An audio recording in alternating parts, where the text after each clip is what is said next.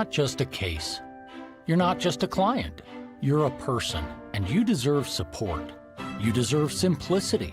You deserve communication. When you hire an attorney, you deserve clear, risk-free advice that guides you to the best possible outcome in your injury case. And that's exactly what the advocates have been providing for over 30 years. After your accident, you deserve closure. You deserve compassion. You deserve peace of mind. You deserve an advocate. This is The Monty Show, the truth in sports talk streaming. When you want unbiased opinions about your favorite team without the spin, all you have to do is find The Monty Show, streaming live and available 24 hours a day, 7 days a week on YouTube. And now, here's Monty. Hello, friends, on The Monty Show, presented by The Advocates at theadvocates.com, the best injury attorneys in the business. 24/7, 365. It's theadvocates.com, where you never reach into your pocket to pay the advocates. No. You don't pay the advocates unless and until they win your case. So what risk do you have? No. At the advocates, you get clear, risk-free advice. Have you been in an accident, auto accident, motorcycle accident? Look how beautiful the weather's been, warm, drought conditions. So you're out there on your bike, you get hit, the stuff that happens. Please wear a helmet. Did you get in an accident while you were riding in an Uber or a Lyft? Absolutely. Theadvocates.com. 24/7, 365. You can talk to a live injury attorney. No chatbots. No, friends. No AI. Just a real live injury attorney waiting to serve you. Welcome in. Hope you all had a great weekend.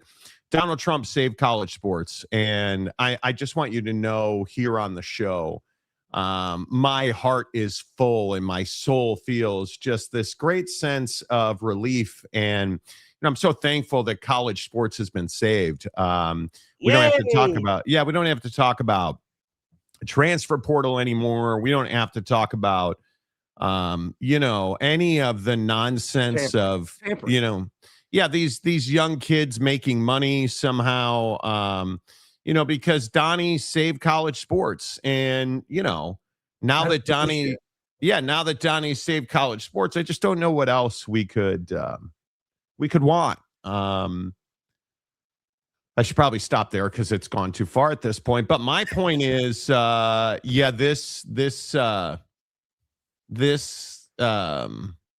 doesn't save college sports.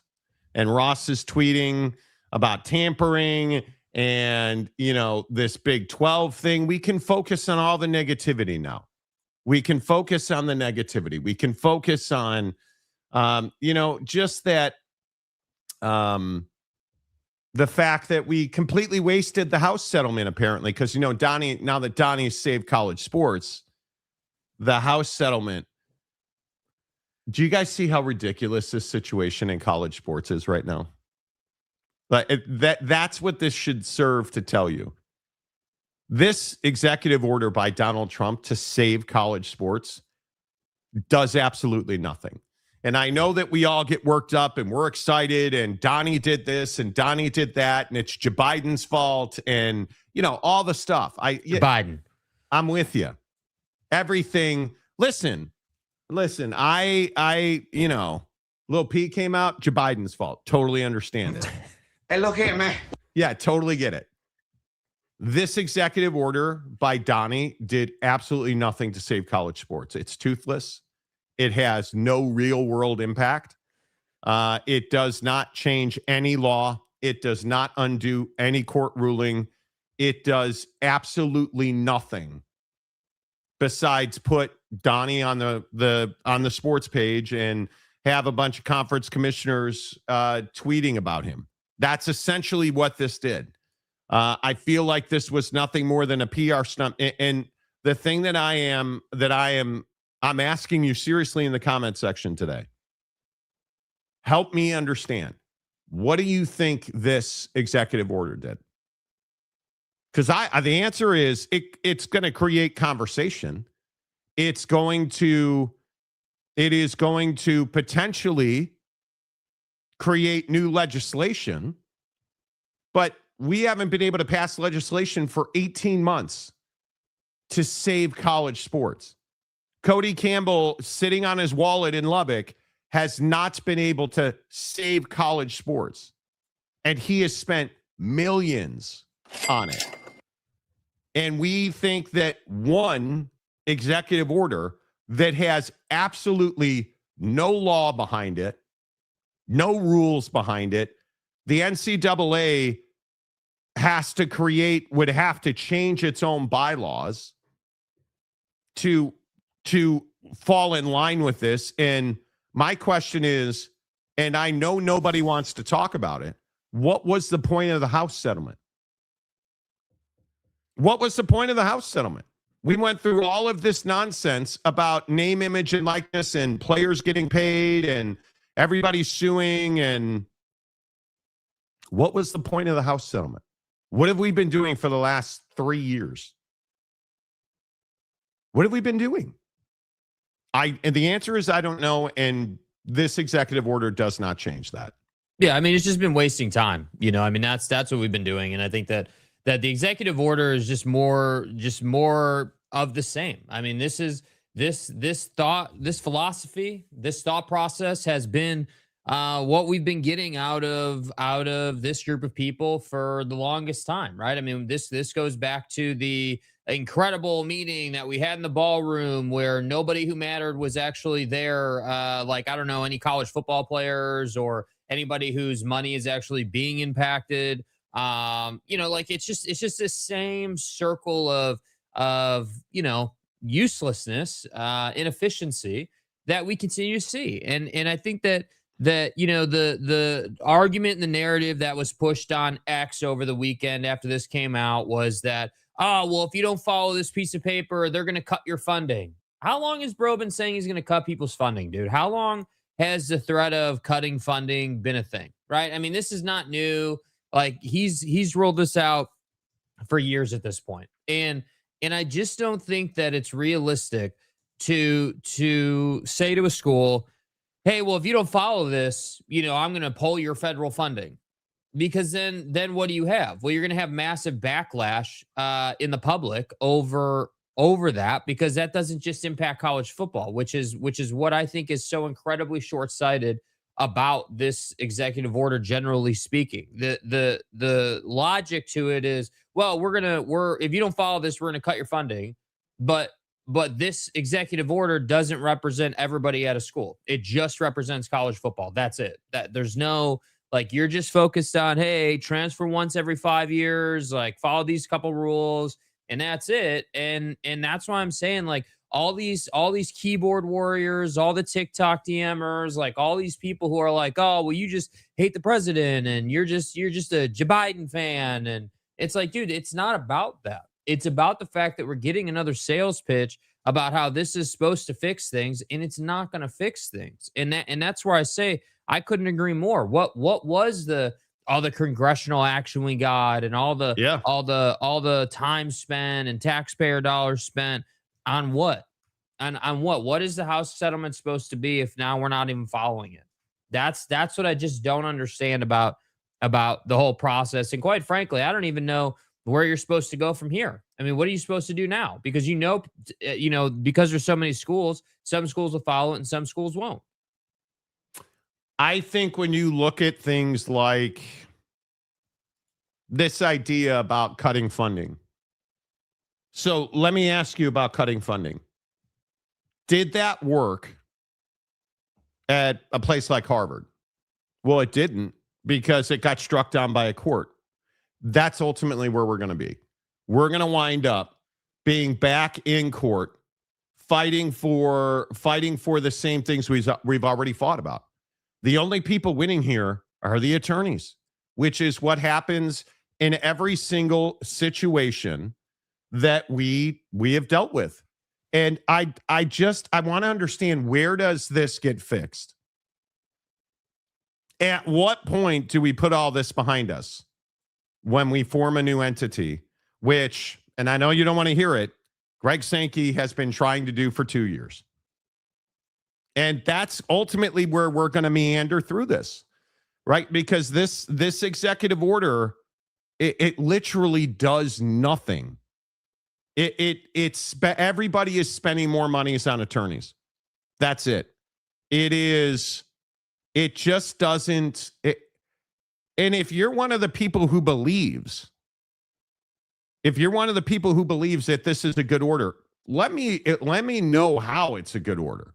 I love that people come in, oh, this is a great order. Okay, tell me how. And then you're silent. You're silent. There is nothing tangible in this executive order. Nothing. Because you see all of the conference commissioners tweeting about this and thanking the president and long overdue. Okay, well, what I'm going to ask is, what was accomplished with the executive order that was so long overdue? Because you've already been talking about this, and none of you white guys that are multimillionaires seem to be able to come up with a solution. So it's not like I heard everybody over the weekend saying, oh, well, this will spur conversation. Have we not been conversating for years over this? And what does it always come down to? The rich guys want to keep the athletes out of their pocket. The rich guys don't want the athletes to have any money. I love the argument. I was tweeting about this morning. These people that are like, well, if you make NIL money, you should have to pay your tuition. Why? Help me understand it. Why? Why if you're making money, are we punishing you? What is it that in our brain makes us want to punish people who make good money? Because that's all this is, in my opinion.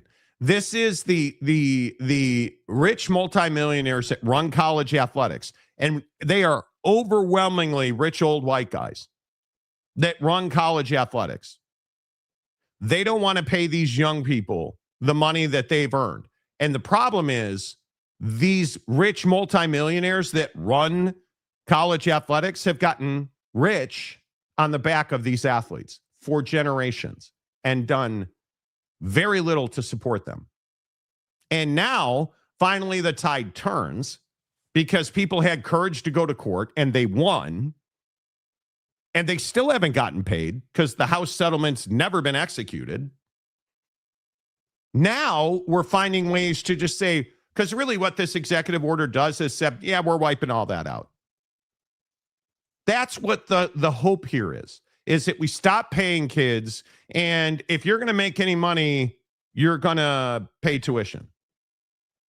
Like you look at the jackwagon Tommy Tuberville saying, well, kids can transfer once, 5 to play 5. Kids can transfer once. That's it. Okay, then how do you explain the coaching angle of it? Oh, that's right. The rich guys don't have restrictions. They can go leave and, like you look at the North Carolina basketball job. What's anybody at the Final Four been talking about? Dusty May's negotiating with North Carolina. Oh, well, Dusty May now says he has no intention of leaving. So he was negotiating and he decided to stay. Wouldn't we call that tampering? Tampering.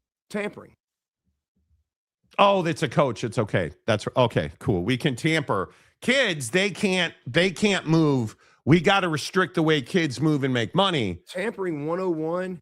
But the rich white guys get to move and make as much money as they want. Exactly. That's correct. Right. So, and what qualifies Tommy Tuberville to tell an 18-year-old kid how much money he's allowed to make? Legit, I'm asking. What qualifications does Tommy Tuberville have besides being a really average-ass football coach? What qualifications does Tommy Tuberville have to tell an 18-year-old kid he can't make money? None. And these politicians that want to sit up on their stage and say, can't NIL, can't transfer, can't 5 to play 5. You don't even know what that means. You don't even know what that means. And I still want to understand, how come coaches can transfer and kids can't? How come we can transfer coaches through the tampering process, but we can't with kids? And I agree somebody was, spam DMing me on TikTok about, I guess there was an ESPN conversation about what's an adult and what's a kid. And these athletes aren't adults. Okay, call them what you want.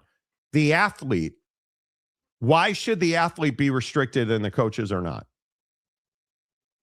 Why? And here, I guess, is where we get down to brass tacks. Why are we trying to tell people in this country, where we're free? Allegedly. Why are we trying to tell people in this country how much money they're allowed to make? Oh. I don't understand that. I don't understand it. I really have no idea why we're able to do that and why we think that's okay. So, yeah, I mean, anyway. I just think that there's this. I feel like there's this novelty almost of like, oh, well, because it's college, like making money is like a taboo thing. We're still struggling with this concept of just because it's a college level athletics conversation doesn't mean that somebody making money is like a bad person or something like that. Like it's always been. And this is the Cody Campbell thing, right? I mean, this is anybody you look at who's a billionaire in college athletics. Has college athletics not turned into the great, just money funnel for billionaires, right? What they do is they get involved, they're boosters, and they want to sit on boards and they want to be in important conversations. And the reality is they're just finding different ways to make themselves money through college athletics, which one of those line items that they can control is paying players or not paying players. And so, of course, they're going to lean on not paying players. Of course, they're going to want to try and take money out of dudes' pockets. And that's where I just get a little bit tired of it, because it's like at some point, like, yeah, you can't have it both ways. And we've had it both ways for the really up until this point. I mean, like, this is really the first time it's being brought up that coaches can move whenever they want to and players can't, or like that there's this double standard, and that's been around forever. So, I just think at some point, like, yeah, the new entity needs to get formed, but there needs to be, I maintain there needs to be some kind of shock to the system. I don't know what that is. I don't know how that will come to be, but something has to come into college athletics and shake things up and put people in a different position than they're in, because, again, the best predictor of future behavior is past behavior. And I just think that we know what we're getting. We know what our politicians should be involved in and what they shouldn't be involved in. And once again, we're sitting here having to have a conversation about old white hair trying to take money from college athletes. And it just is, it's as far as I'm concerned, Cody Campbell is right in that same group, right? He might not be an old white hair, but he's right in that same group of dudes just trying to control money flow and trying to make as much as possible, and wants to do it under the guise of saving college athletics or saving TV deals or whatever it might be. So it's just tough, because I feel like, this conversation is going to continue to dominate the college athletic scene. And I never thought it would be worse in basketball than it was in football this past season. But it is. I mean, it is. We spent most of the season talking about player and coach movement and portals and court hearings. And so it's just an unfortunate time. And I would say that if you're old enough to have watched college football or experienced college athletics before this became a thing, at least you can hold on to that, because there are many young people who never had that experience. Yeah, and it's remarkable. Like, Adam Schefter deleted a bunch of tweets about how this, like, talking about immediate effect and, this executive order, it is designed to impact, like, I think people have no idea what an executive order actually is. I honestly, I don't think people know. And if you don't, I'll help you. An executive order is a suggestion. That's it. It is not a law. It is not a rule. And I saw people likening it to how, the president reworked the Department of Justice through executive order. And I guess I'm stunned that people don't know the difference. when the president says, here's an executive order, I want Jim to sweep floors on to sweep the third floor instead of the fourth floor, and here's an executive order for that. The guy in charge of the janitors can go and say, hey, go ahead and sweep the third floor instead of the fourth. Here's the president telling you to do that. And the guy's got to do it because the president said so. In college athletics, the president has zero influence or sway. His executive order is a suggestion to limit transfers to one and not pay kids NIL. It's a suggestion. It's not a rule. It is not a law. And again, I'll just go back and say, no executive order has ever overturned a judge's ruling. I said one of the first things that came out, I'm not even going to mention him by name, like idiot, guy who was in the room as on this panel to save college sports a couple of weeks ago, this meeting on that Friday, and Buddy, the podcaster, was in the room. If you guys ever want to kick it, we'll flow. Like talking about how this has immediate effect. It doesn't. How ass was that interview look now, dude? After the CEO and like everything that's gone down, and like, dude, like, come on, bro, come on. This does nothing in immediate effect. Yeah, this has no immediate impact. This changes nothing today. Nothing. Not a zip. And again, I'm going to tell you the only way to fix college athletics, you must have a new entity and there must be collective bargaining. That's it. That is the only way you're going to fix this. You want to curb how much money you have to spend on athletes in college, collectively bargain with them. That's the only way you're going to do it. You want to keep your money and hoard it like it's the end of your life, collective bargain with the athletes. That's the only way it's going to happen, because I'll go back and ask again. When is the last time a rich white guy went to court to sue an athlete so that athlete couldn't make money and they won? When is the NCAA won in court? Very rarely. Very, very rarely. When is any school sued a kid over NIL and won? It's never happened. It's never happened. And we're starting to see now Brendan Sorsby in court over his $1 million stuff. We'll see how that works out. Oh. But that's not NIL. That's contract law. No, that's just you not fulfilling your obligations Under the terms of your contract, which is in place between Cincinnati and Brendan Sorsby. So that's contract law. And my guess is the institutional win, and Brendan Sorsby will either negotiate to pay less or have to pay the $1 million. But my point is, when have you ever seen an institution sue a kid so they didn't have to pay him and win? When has that ever happened? When have we ever seen the executive branch cut funding to a university, get sued by the university, and the executive branch won? It's never happened. It's never happened. So again, we could sit here and we can show our canines and we can get all aggressive and stuff. It's just not. There's nothing here. Yeah, and I think too, before we get to the comments, the natural deflection of like, oh, well, if you don't like this, you're this or you're that, or any of the usual name calling that goes on. I just think it's such a predictable behavior out of those who don't want to have a real conversation about this. And it's just so funny that it's like, yeah, just because I think that this executive order is a waste of time and isn't worth the piece of paper it's written on, doesn't mean that I'm advocating for this or for that or whatever topic we want to deflect to, right? I'm just simply saying the executive order doesn't have any teeth to it and it's not going to be followed.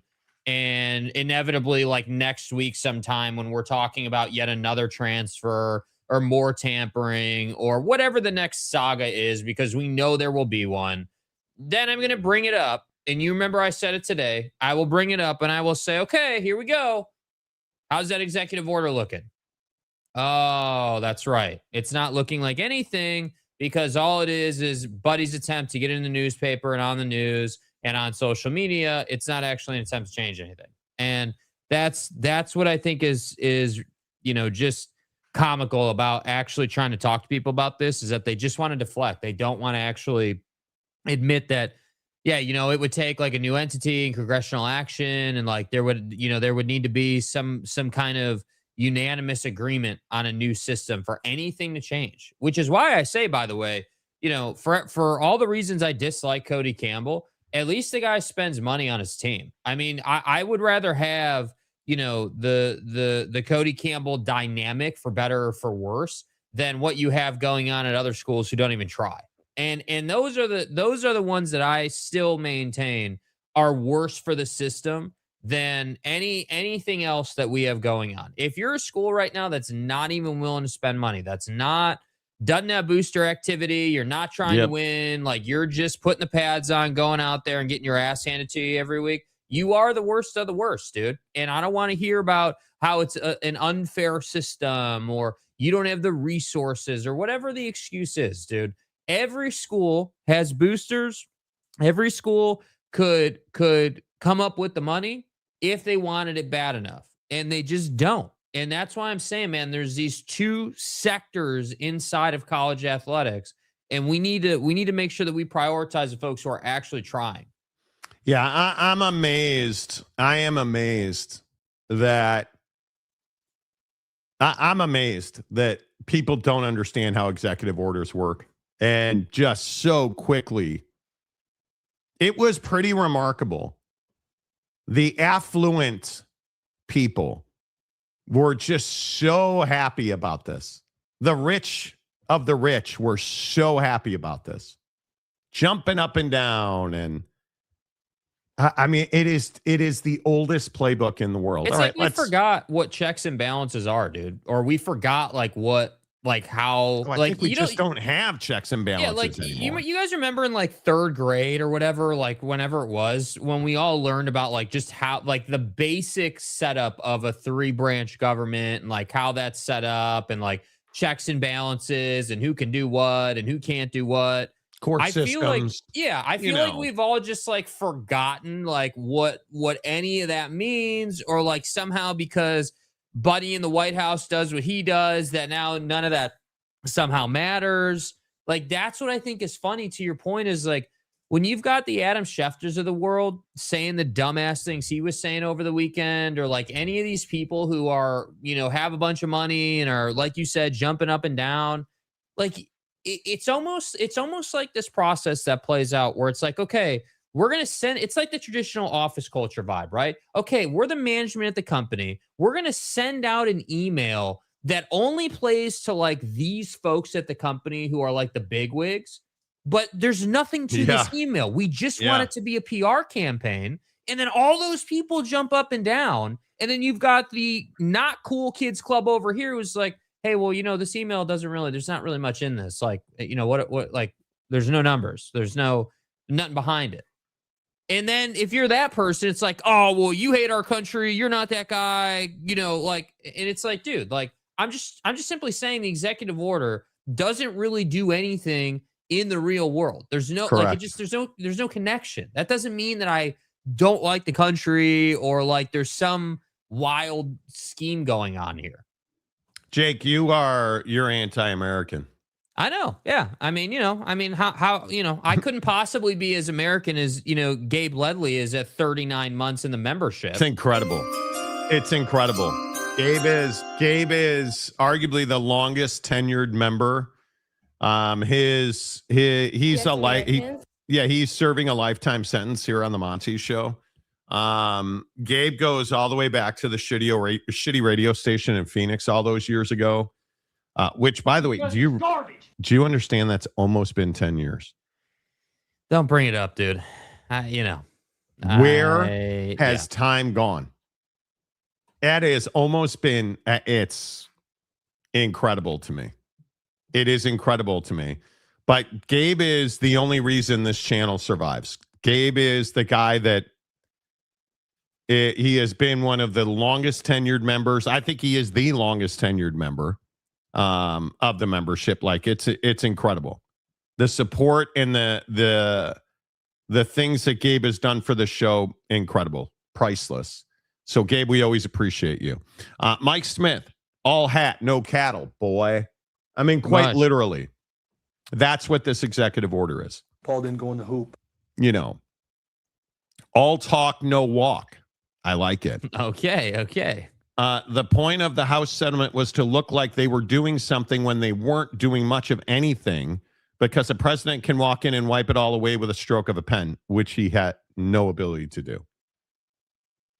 None whatsoever. That's what I'm saying. That's what I mean. Like when did we get to a place? Just and just take our current administration out of it. Just generally speaking, when, like, I don't even care who the president is. When did we get to a place as citizens of this country where we're like, oh well, hey, one stroke of the pen out of the White House and everything's fixed, or one stroke of the pen out of the White House and our life looks completely different. We're going to lower the cost of goods with one stroke of a pen. Actually, no, you're not. No, you're not, because that's not how it works. That's never been how it works. Like, we need that dude saying, no, you're not. Like, no, you're not. My God, dude. Like, how did we? I agree. I will get that, because I didn't even. I just pulled that right off the top of my head, but now I need that drop, and I will get it. But it's wild. When did we when did that change? This is one of those sports topics where it really makes me wonder, like, did people just okay, so did you forget the structure of the government, what an EO is, what the White House powers are and are not? Like it's crazy, bro. Yeah. Don't follow my dictator directions and I'll pull your research funding. Yeah, who needs to cure cancer? Nobody wants a cure for cancer. That's precisely the point, Rock and Rant. That is precisely the point. We all want to say we're working on it and F cancer and cancer sucks. Oh, you found a cure? Yeah, I'm going to have to take that funding away. Can't let you finish that. Pay right? Like man, his money. You know. Hello, Matt Ritson. Smiles, glory holes, and executive orders. Exactly. I mean, pretty much, dude. Yeah. You know. Yeah. Boomer Sooner, I do like the idea of only one transfer per 5 years. Why? Then a coach can only take one job every 5 years. See, and that's the problem. That's the problem with it, is that if you're going to say to a kid, well, hey, it's one transfer in 5 years, well, then we got to talk about coaches, right? And that's the issues. You have two different economic systems at play, one for coaches, one for players, right? Coaches are on 5-year deals, typically. Typically, they will get renewed with a year or two left, so they're not a lame duck coach. And then for players, it's like they just got to do what's best for them. And I agree that I've never loved the concept of, well, hey, it's hard here, I'm going to leave. That's always been, I've never been an advocate for that. I hate it. I think that the transfer portal system facilitates it, and I think it's awful, specifically for football players, but with athletes in general. And so, yeah, sure, is the concept of one transfer every 5 years this cute little Cinderella story concept? Yeah, it is. I mean, it sounds nice, right? It's like, hey, well, you know, you get one swap in your college career, and that's it. That's it. But then if you really look at it, it's like, well, look at Jalen Hurts' story. Look at the Joe Burrow story. Look at these guys who transferred one time and they were able to make it work. And then look at the rest of college football. Guys who aren't Jalen Hurts, guys who aren't Joe Burrow. Yep. And think about, well, gosh, I mean, you know, if a kid isn't as good as he needs to be, if he's not an NFL talent and he's trying to make the best of it, like, why are we going to restrict that kid? Why are we holding the kid down because we don't like a system where schools are on unequal playing fields due to, you know, unwillingness to spend money? Because that's what this is, dude. If you said to every single school, hey, you got $100 million for your athletic department in entirety, nobody would be complaining. Nobody like it just, but that's not how the country works, dude. We don't do that in this country. That's the exact opposite of capitalism, right? Like our whole mindset is make as much as you can so you can spend as much as possible. And that's what's happening in college football. So again, I'm going to say, don't cry about college football if you're not trying to win college football games, man. Like, that's the difference. I guess I should have expected Alpha Buckeye to be in support of this executive order, as he is a Donnie's the most amazing man ever Yeah, guy. he's a Donnie slurper, dude. Yeah. I guess I should have been prepared for that, but I'm sure you'll find a way to blame it on Biden. Not that it matters, because I won't read your comments about politics anymore. You're great on sports. Yeah, we know You're who you terrible are, on dude. politics. Yeah. Alpha, what does that have to do with anything? An executive order is not going to solve anything. It's not. Well, let's be very clear. Take your politics out of it, which you won't. But the facts are the facts. Executive orders are suggestions. They're not laws. They're not rules. They do not overturn previous court rulings. They do not dictate policy at the NCAA level. And let's say that you're somehow correct, and this executive order changes everything. How long does it hold up in court? Because judges have never, not one time, ruled that kids should be restricted from movement or revenue generating activities. It's never happened. And the NCAA has been sued and has, to this point now, stopped fighting the suits in court and just laid down because they know they cannot win. You know, because unlike certain folks in Washington, judges tend to follow the Constitution. So you have a couple of amendments out there that say, yeah, that's not going to work. And by the way, if you're going to, let's say that they were to, rule in favor of limiting kids, what kind of precedent does that set in other areas of life? I mean, at that point, you're able to say, okay, well, we limited college football players. What's to say we can't limit employment? What's to say we can't limit a bunch of other things? I mean, you have to think about the fact that this isn't, like, again, as usual in sports is just the foundation, right? But this conversation extends in many areas of life, which is why they're never going to rule to restrict a college football player or any athlete from transferring. And that's why I say, like, again, at some point, people are going to have to acquiesce and say, okay, enough is enough. We want a new system and we want it to all work nicely. Okay, great. Let's put it together. I'm very interested to see if that ever happens. I'm very interested to see if that happens. All the college commissioners are doing performative politics, like they're auditing to get into his cabinet because nobody wants to get on his bad side. I think there's a lot of people just nodding their heads and patting people on the back. I think that, to that point, commissioners of athletic conferences right now understand that this is just a moment in time and that there will be another human being in the White House in, 2 years. And again, the other point, which again, folks like Alpha and anybody else on that side of the line are not going to like, is that there's that little voting event that's happening later this year that will massively change potentially massively change the sway of power in the government, which again also will affect the conversation around, the congressional action with college football and like what all of it looks like. So that's what I'm saying. Like, of course, like, is anyone surprised that they're all just saying, God, yes, Donnie, you're the best. And this is amazing. And thank you so much for saving us. He didn't really save us. Thank you so much for saving us. You're the best, man. What would we have done without you? Yeah, man. I hope, you know what, when you guys inevitably get blown out here at the end of the year and then you ride off into the sunset, we'll look to work with the new commissioner in the White House, and we'll figure it out. But I'm telling you, it's not going to be right now, because everybody, and again, if you take a genuine look at it, because I'm going to still maintain, I'm not on either side of the line. I'm just looking for the best result. Dude, it's not looking good at the end of the year. Like, change is coming. So nobody right now in the middle of the year, when you know what's coming at the end of the year, is going to do anything outlandish or off the wall. Everyone's just in a holding pattern. So, and if you look at Marcus makes a great point.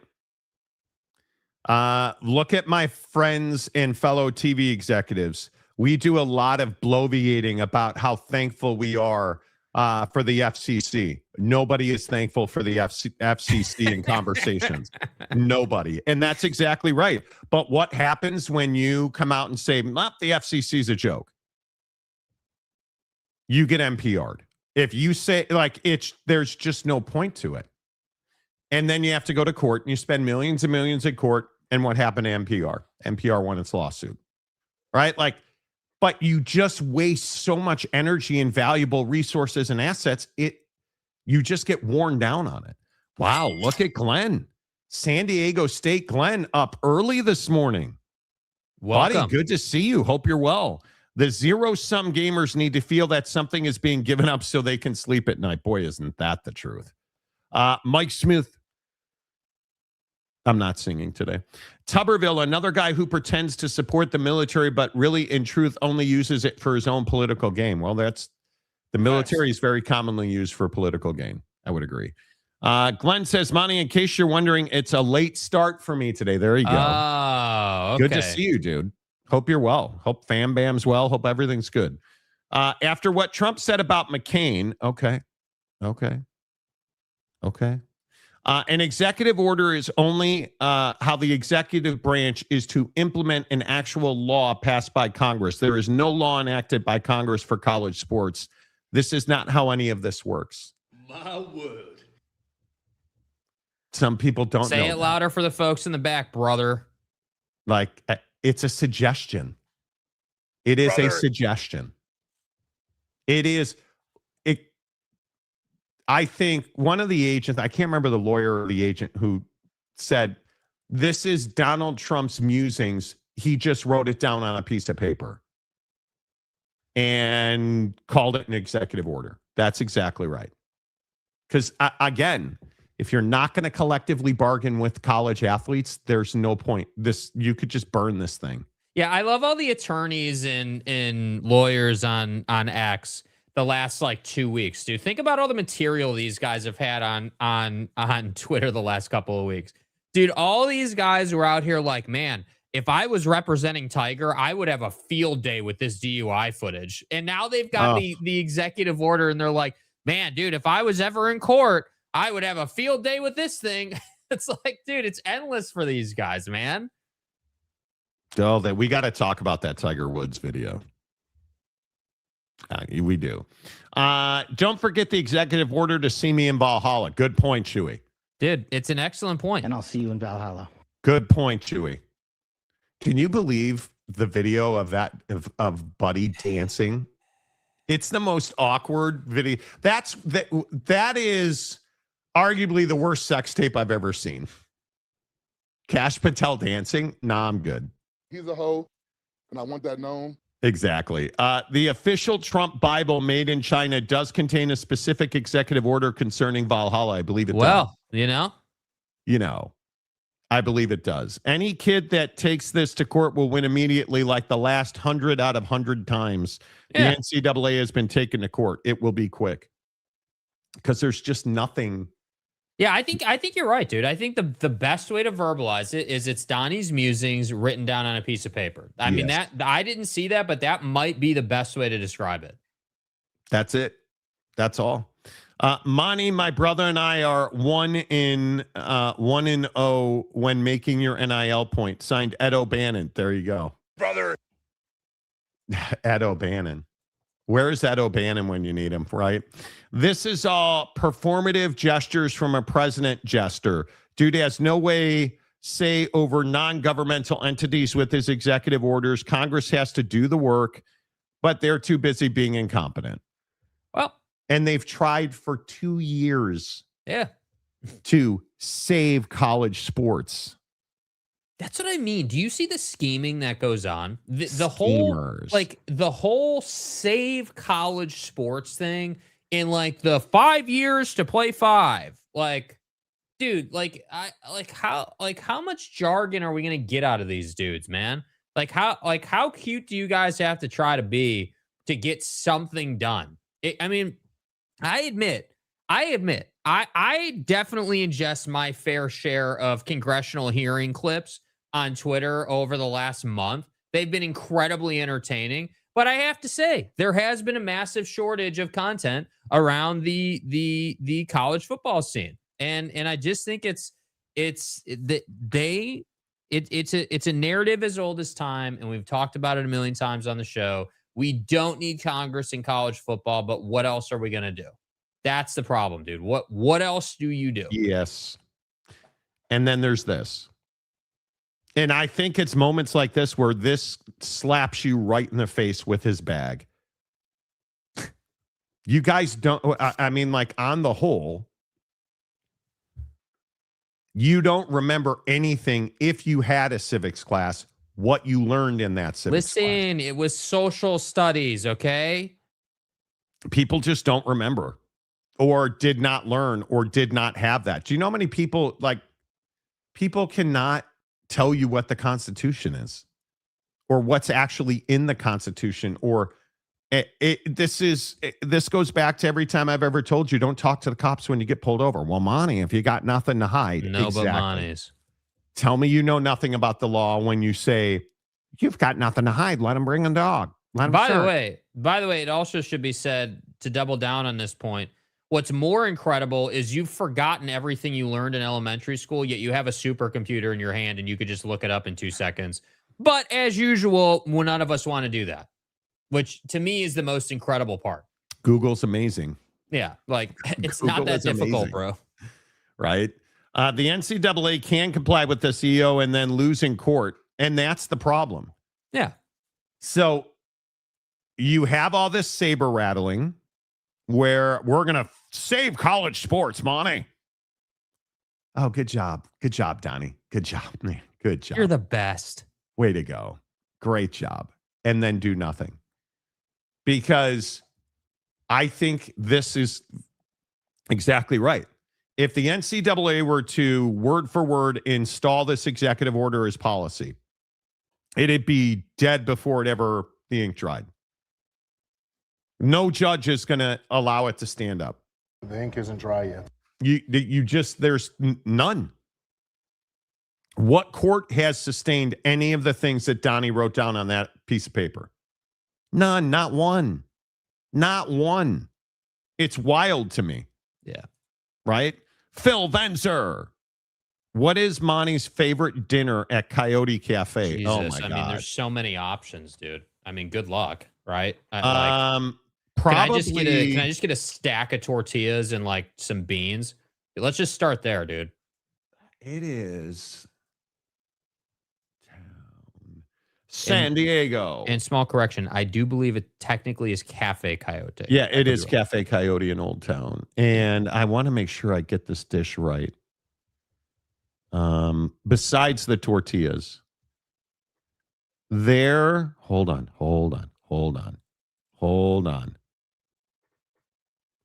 I can tell you that it is the chili verde plate.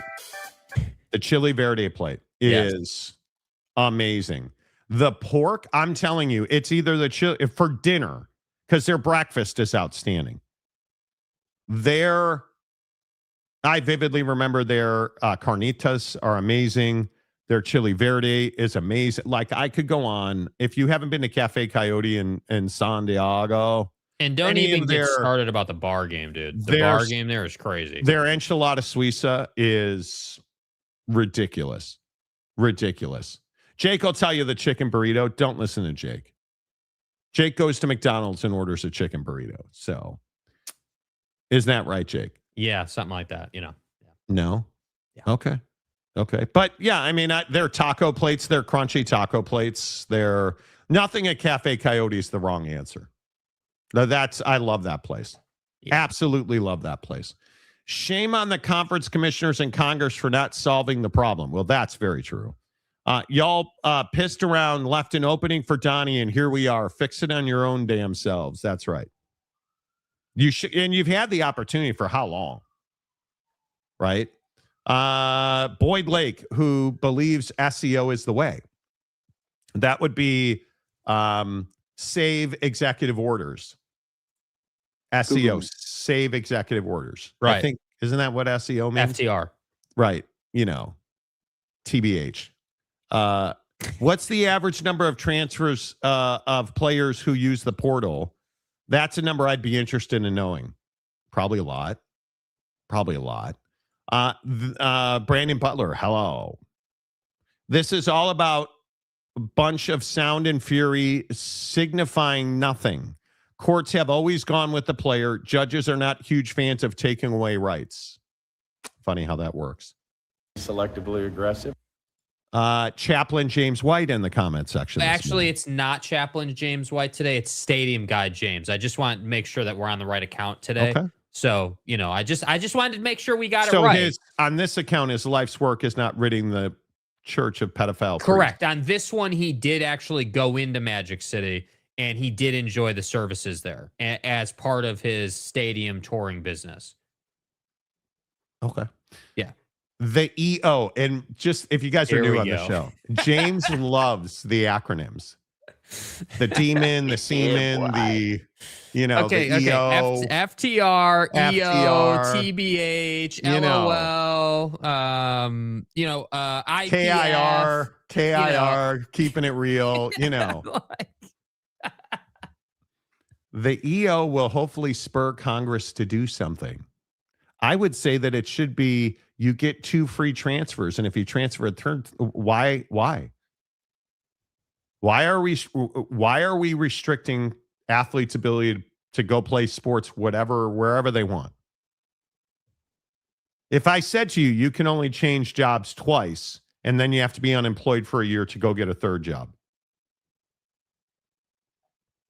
You can only switch rectories twice, and then the third one, you have to go sit out a year before you can open a new rectory. Yeah, but money, I can't pay my rent. And what about my shitbox car payment and all that? Like, I can't pay any of that. What do you mean?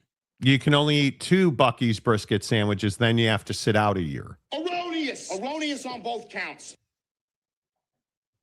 Why are we restricting their ability to help me understand that? Why are we restricting an athlete's ability to transfer? Why? You have no reason to do that. You have no good faith basis to restrict a person's ability to make money where they want and how they want.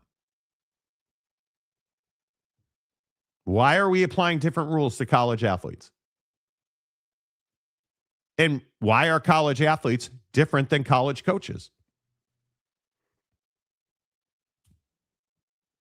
Help me understand it. Well, Monty, they get a free education. Do you know how many coaches in their contracts have clauses where their kids and their grandkids get free tuition? Do you know that Kyle Whittingham's grandkids will get free tuition at Utah? He doesn't coach there anymore. Kyle Whittingham makes millions of dollars. Let him pay for it. Why are we restricting the movement of these kids and not the movement of these coaches? You don't have an answer. You don't have an answer. And I just think it is what it is. Big Blue Horses, who's been a member for 29 months. Love it. Appreciate it. Ladies and gentlemen, the Masters, God bless. God bless Merca, dude. I'm here for Justin Thomas, now is your time. Yes. Now is your time. Alpha Buckeye, I'm not going to read your paid comment. Oak State James right hand, who's been a member for 39 months. Bro. Donnie swings and misses on changing his narrative. Exactly right. Exactly right. And I want to, on this Alpha Buckeye, I'm not going to read your comment because you're trying to be hateful. We don't do hateful on this show. So I appreciate the $2. I'm not reading your hateful comment.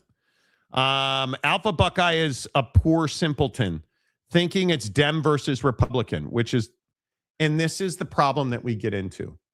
We get into these conversations And people like Alpha Buckeye and many others want to make this the Trump derangement syndrome, or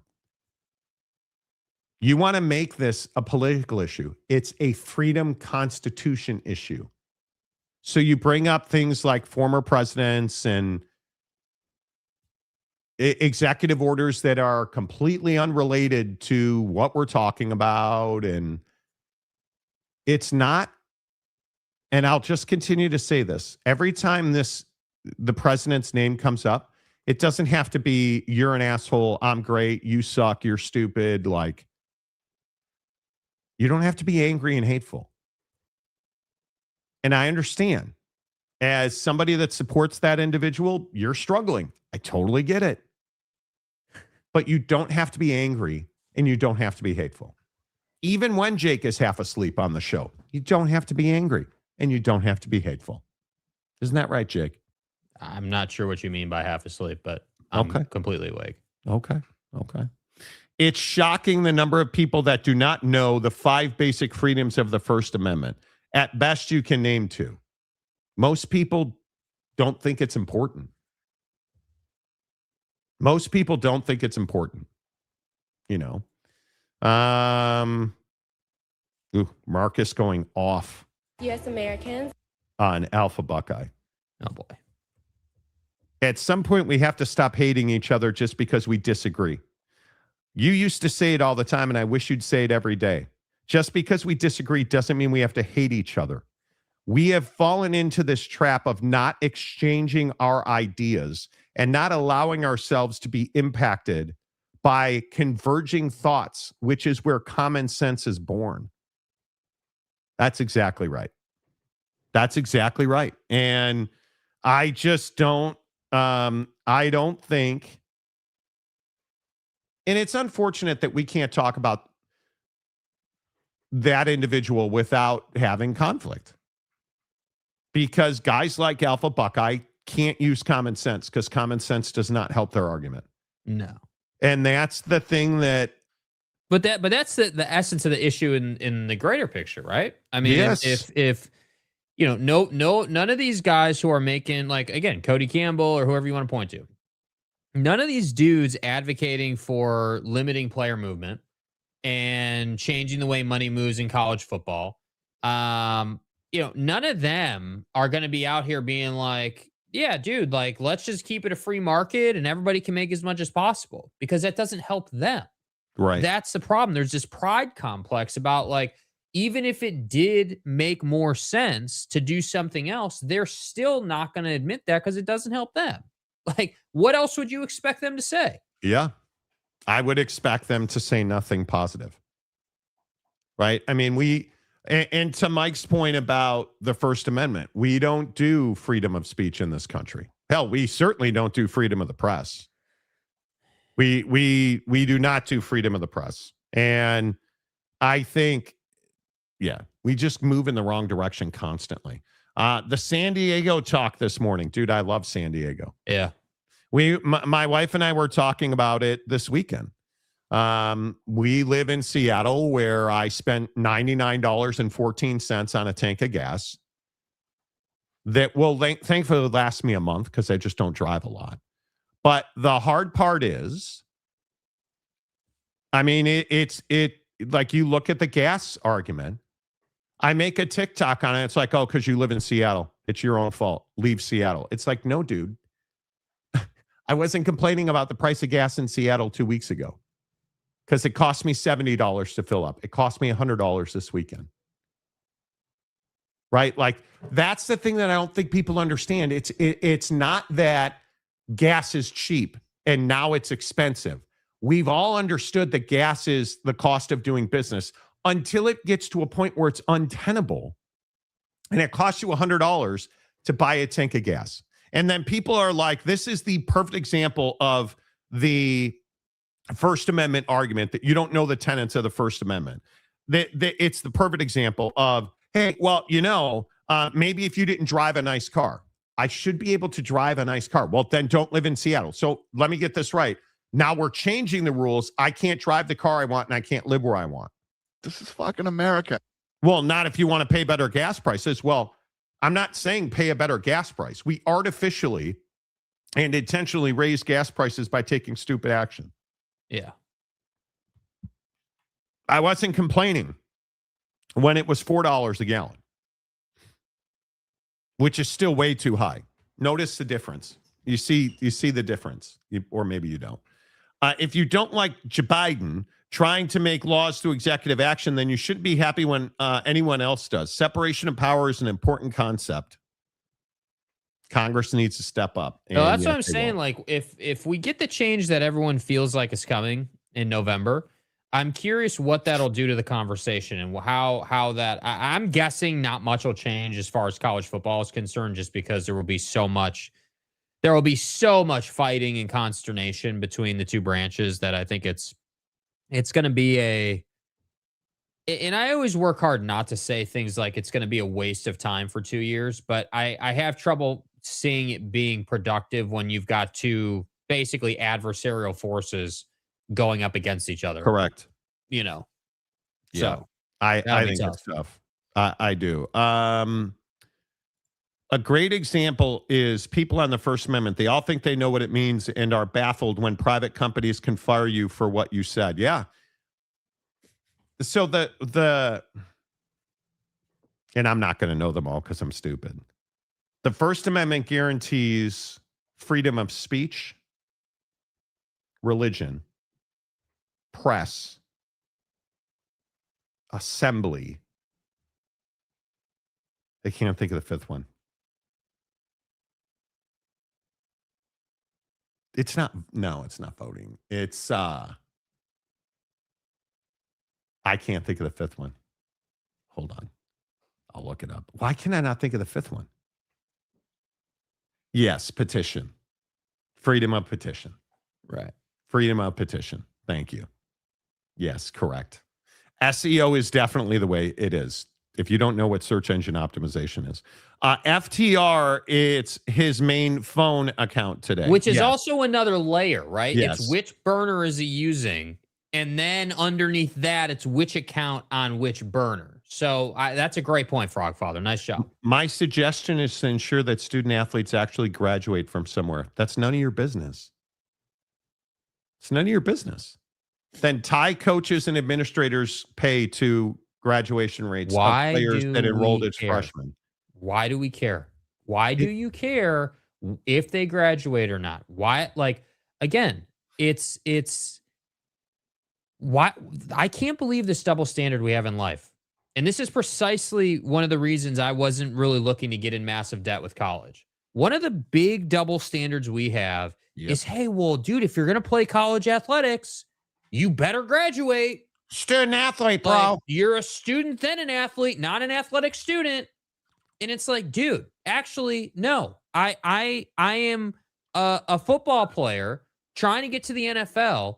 And yeah, forgive me for not being interested in economic 801 or whatever classes I need to take.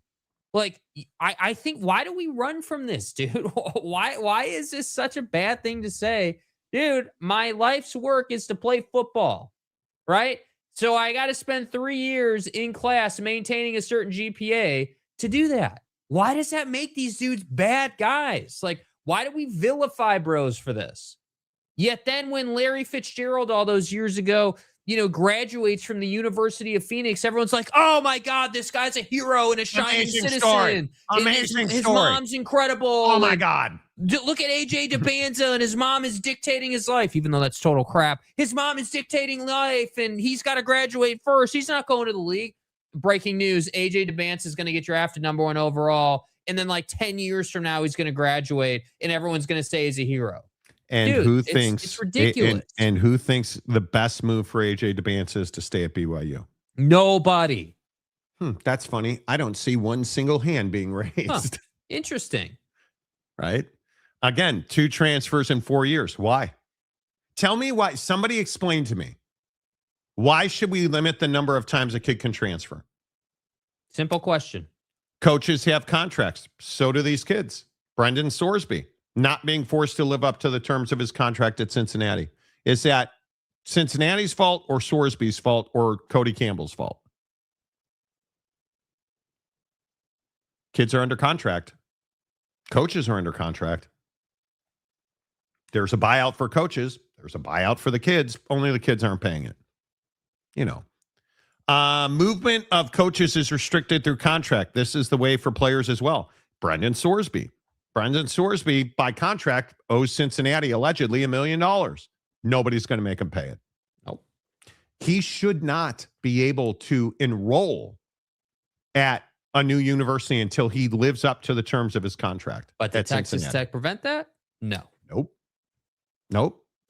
How can you say the athletes are students, then limit athletes only to transfers without limiting all students to 2 transfers?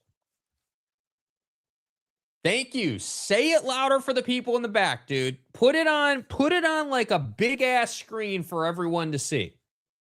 Do you think that it just is limited to athletes? Do you think that student, hell, dude, what am I even talking about? James, dude, are you not the perfect example of this? Are you not the perfect example of this?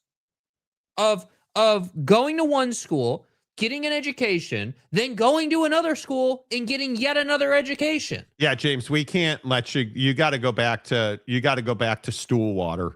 We can't have you at TCU. That's too many transfers. I mean, it's maybe you didn't transfer, maybe they're unique or whatever, but it's the same concept. Like it would be like saying to you or anyone else in the chat, yeah, you know what? Like, man, once you make that decision to enroll at school A, if 2 years from now life looks different, you're reprioritizing and you want to start over, or maybe you want to go a different path. Yeah, you're still not going to be able to go to school B, dude. It's just, that's not how it works. Nope. Like, what do you mean, dude? Like, what does that mean? Nope. I suppose you can quit your job and get one somewhere else. Yeah. Do you know what a non-compete is? No, I'm going to guess he doesn't. Yeah. We are tribal. Our rights and privileges only exist for our side, not the other. The other side has to be punished for opposing my side. It's a dangerous place. Yes, it is. Yes, it is. Stadium Guy James. What I don't want is for a guy to be on 5 teams in 5 years. 2 free transfers should get you to the school that's the right fit for you. Why should we limit? Again, still waiting. Nobody can explain it. Nobody can explain it. Why should we limit how many times a kid can transfer? Why are you so... And when I say you, I don't specifically mean you, James. I mean like the greater you, the masses. Why are you so committed to talking about players instead of talking about the situations they find themselves in because 9 times out of 10 their coach took a new job? Correct. Do you understand how rare it is for a kid to be like, well, it's hard here, so I quit. I'm just going to Charlie Brewer this thing. You understand I'm going to Charlie Brewer this thing. Yeah. Do you understand Noodle how rare arm that is? quitter quarterback catching a stray. Right? Like it's like, look at Josh Hoover. Might be the best example, dude. And by the way, we're going to talk about you today, Sonny Dykes, catching strays. Josh leaving to go to Indiana. Why? Because the opportunity is greater. So let me get this right. You don't like your job, but you're advocating for a situation where someone could tell you that you can't leave, that you can't get a better opportunity. It does not work. So at some point, you're going to have to answer the question, why are you so fixated on limiting kids in their movement? Why? Yeah. Yeah. My situation is not the same. Oak State does not have a seminary. Well, what does that matter? You can't transfer. Yeah, you can't transfer, dude. There's a transfer limit. I don't care how you can't transfer. Can't. No. No. Why would we let you go to a school that has a seminary so you can make more money and do the things you want to do? You committed to Oak State. I mean, should have probably looked at that before, because when you got to Oak State, you didn't know you wanted to be a semen demon. Yeah. Oh, Tough hey, luck, by the kid. way, since you do want to transfer, you're going to need to scratch a check for $1 million. Yeah, okay? And you're going to have to wait a year, and then you can go do your whole, demon, MDiv. That's precisely what I'm saying, James. That's what the problem is. You don't like it, because you're a fan. You take the humanity out of it. And it's like, oh, well, I want one of my 19 teams to win a game. So we can't have, you know, an esthetician maker going to Oak State. So it's okay when Oklahoma State benefits from transfers. Got it. This is exactly the conversation we're having today. It's ridiculous. Glenn, superfans say Monty because limiting the number of transfers keeps team synergy. Exactly. Yeah, see Iowa State, right? We don't need to be big on NIL. Who cares? That's right. What the executive order does do is basically formalize making college football a farm system for the NFL. Never mind. Petition is the ability to address grievances with the government. It kills me watching videos of town halls where they will say you are not allowed to talk bad about members of the council. Actually, yeah, we are. Yeah, we are actually. Yeah. James must be baffled by NFL players that get on a new team every year. Yeah, I don't understand it. Oh, Bobby Bagels. Oh, what's the spread today, Bobby? The schmear. Yeah. If a player lives up to the contract and pays what they have to pay in order to transfer to another school based on that contract, they should be able to transfer when they want. Live up to the terms of the contract. Right?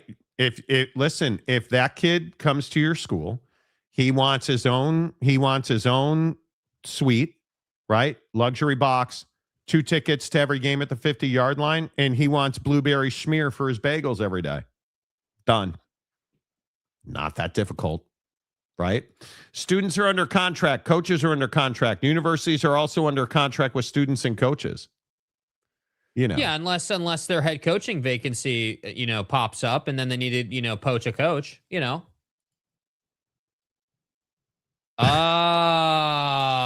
want to have a transfer come in from Dollar General, would you? Tampering 201, tampering 101. James wouldn't want an executive order limiting Walmart manager transfer. Wow.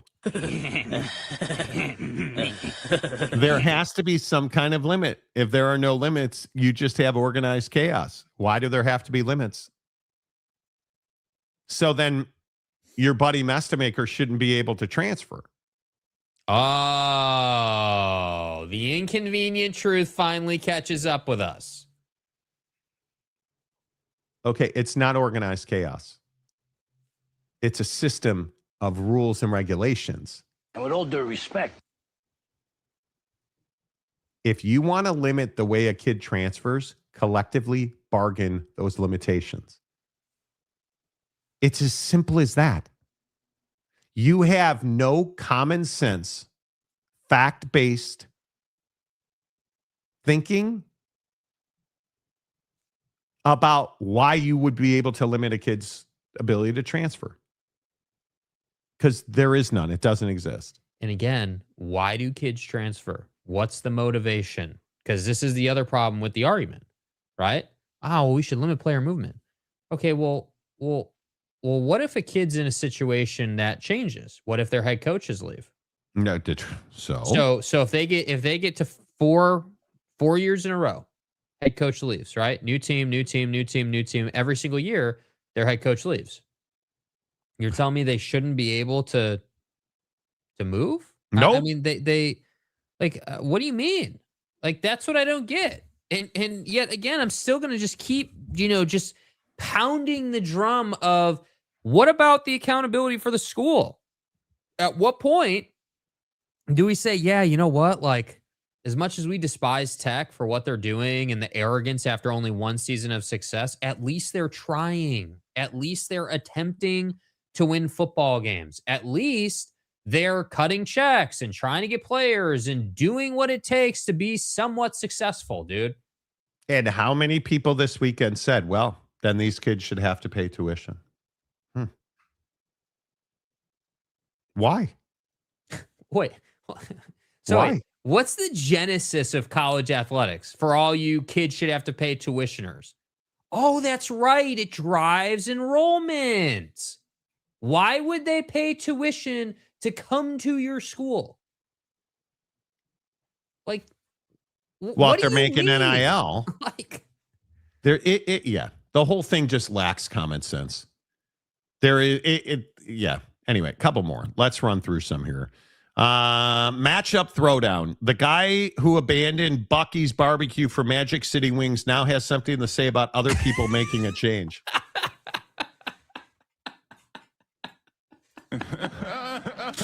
I'm sorry. That's top tier, bro. That is great material right there. That is a great point. That's well done. James, contracts between players and schools with precise language will stop most of that. Correct. Dumb question. Roche, there's not dumb questions, just dumb people. Oh, he don't know nothing. But doesn't an athlete have to be on the team before the sports season starts? They do. Correct. Rules for thee, but not for me. A time-honored hypocrisy. Yes. See the Pac-12. If a kid wants to leave for better opportunities, however many times, who are we to say they can't? Exactly. Agreed. Right. Exactly right. Some employees sign a contract with an employer that prevents them from leaving and going to a job that is a competitor for a number of years. Yes. Or if you leave, you have to pay back tuition reimbursement, or you don't get to fully vest in your 401k and flash. Right? I am all for collective bargaining. I'm not against that at all. Okay. FTR, right? Right now, the entire college football system is an inconvenient truth. Yes, it is. Yes, it is. James, is it okay to say you're just upset that the, quote, culture and traditions of college football are changing? You know, I don't disagree with that. Wish you were me. Oh, this ought to be fun. Before there was unlimited transfer, kids could leave. So if a coach leaves, argument isn't valid, as kids could leave if their coach left already. Right, but that wouldn't be the case if we said, hey, you can only transfer once in 5 years. I would agree with that. Why? The transfer limitation thing is amazing. Why do you care?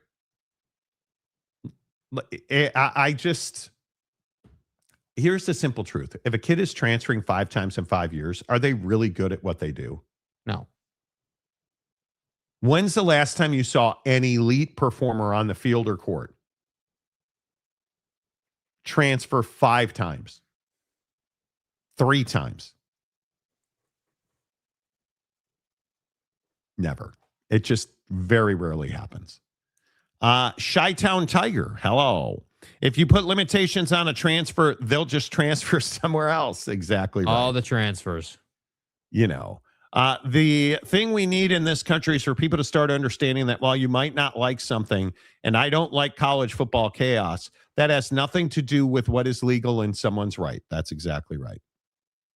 That's right. Quint Whipple, they shouldn't be called student athletes. It should be athletic students. Okay.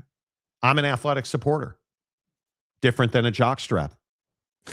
You know, I'm okay with players transferring a few times, just not every year. Why? My idea is a lot more flexible than Donnie's. No, I'm just asking. Why I said, yeah. Why can't a kid transfer 5 times? You know, if we stop granting people's rights and following laws, we are going to be really, truly screwed. And we're close to that. Alex, hello. Remember, a coach could leave and take a job at another school that year. Used to be the student had to sit out a year unless they transferred to a D2 school. Correct. I don't know. I think we're in this place in this country where we can't have logical, common sense conversations. You cannot tell me. Nobody has answered why a kid can't transfer. Still waiting. But the reality is, and I know reality requires common sense, and we don't do that. The reality is, no top performer transfers 5 times. Doesn't happen. Especially like you look at basketball. You look at the Charles Bediako situation. Is he a top performer? No. No. Look at the most egregious, hey, I want more years of college eligibility. That's a guy who's not getting paid in the NBA. 9 times out of 10, the ones who transfer a lot, not going to pro sports, not going to the NFL, not going to Major League Baseball. And unwilling to go to Europe, which is incredible. And it just is what it is. So there's no reason to limit guys transferring. Yeah. You want to limit the way people get out of their contracts that they're all signing at these universities. We can talk about how to enforce contract law. But the problem is the precedent you set by limiting, and this is what we're doing truly. If you look at the grand scheme of things, what are we really doing? We are creating a separation of classes. Yeah. We want young people not to have money so that the older people who are actually in power right now in this country can continue to thrive. My wife sent me a funny Instagram story about how sugar daddies are running out of money. And I laughed, and it's like, actually, it's very true. Better send those refunds. The billionaires will never even feel any of what's going on in this country right now. But I'm just telling you, sports is always a mirror to life. It is always a reflection of what's going on in our country. It just is what it is.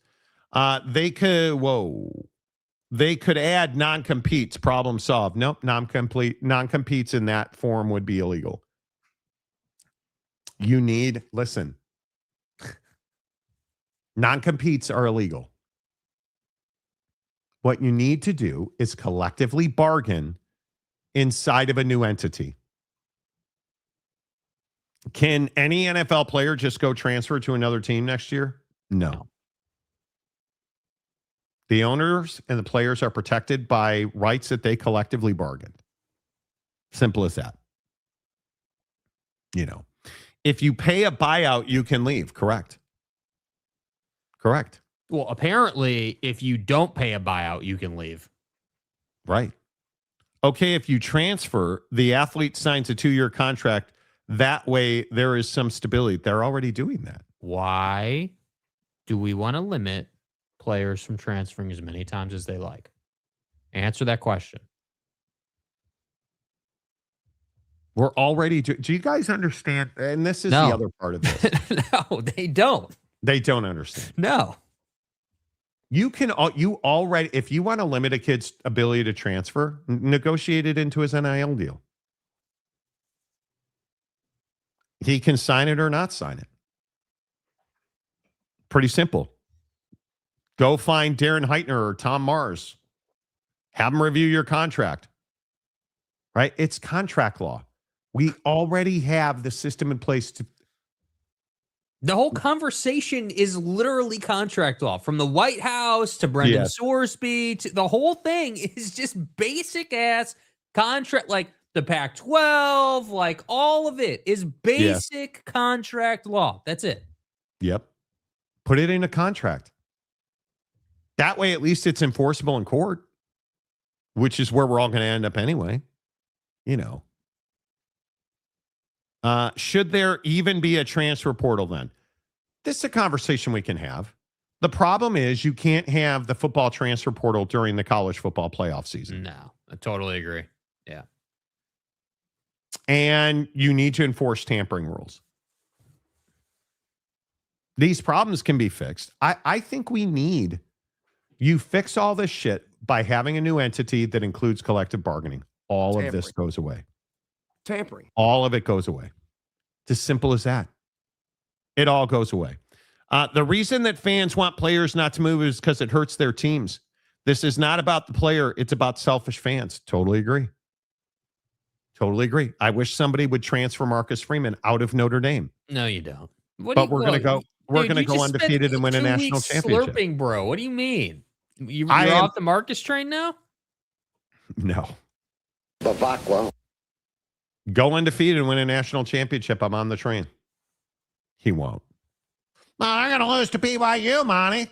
I'm sure they won't. They were scared of scheduling BYU, Monty. Dude, we beat Notre Dame. We're closing in the circles. We're making the stadium. We're closing in the gaps in the corners. Look, we hired, the great architect known as the Seaman Demon Stadium guy, James, to do it for us. It'll be the best stadium we've ever seen.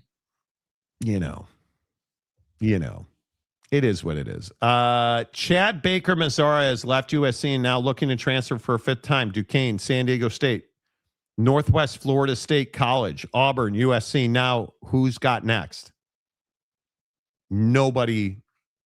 And who really cares? If you're playing at your fifth university, look at the Damon situation from UW. Damon Williams wanted to leave, but came back because of a contract he signed. Correct.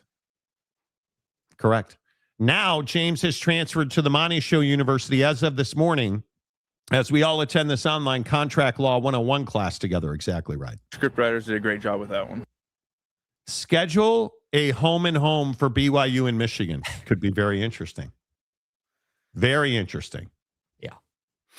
What if Notre Dame Marcus leaves and Notre Dame hires Dan Lanning? Well, I mean, we're not going to win more because Dan Lanning doesn't win. We're not coaching Little League, buddy. Could you imagine the slurping and glazing noises coming from the Monty family tree? Everybody needs to get a life, bro. Jake would actually be Catholic at that point. Well, I would be transferring. For the record, FTR, Monty. Yeah. FTR. Uh-huh. By the way. I don't hate Marcus Freeman. Well, I just greatly dislike him. I don't hate Marcus Freeman.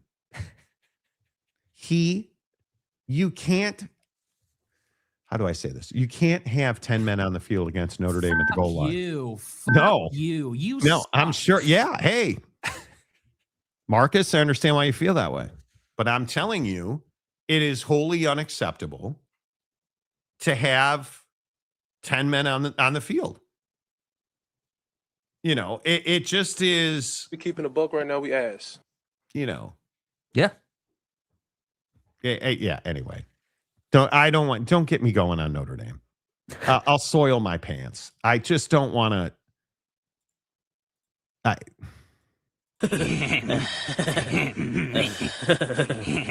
We're going to lose to Poughkeepsie State. Abilene.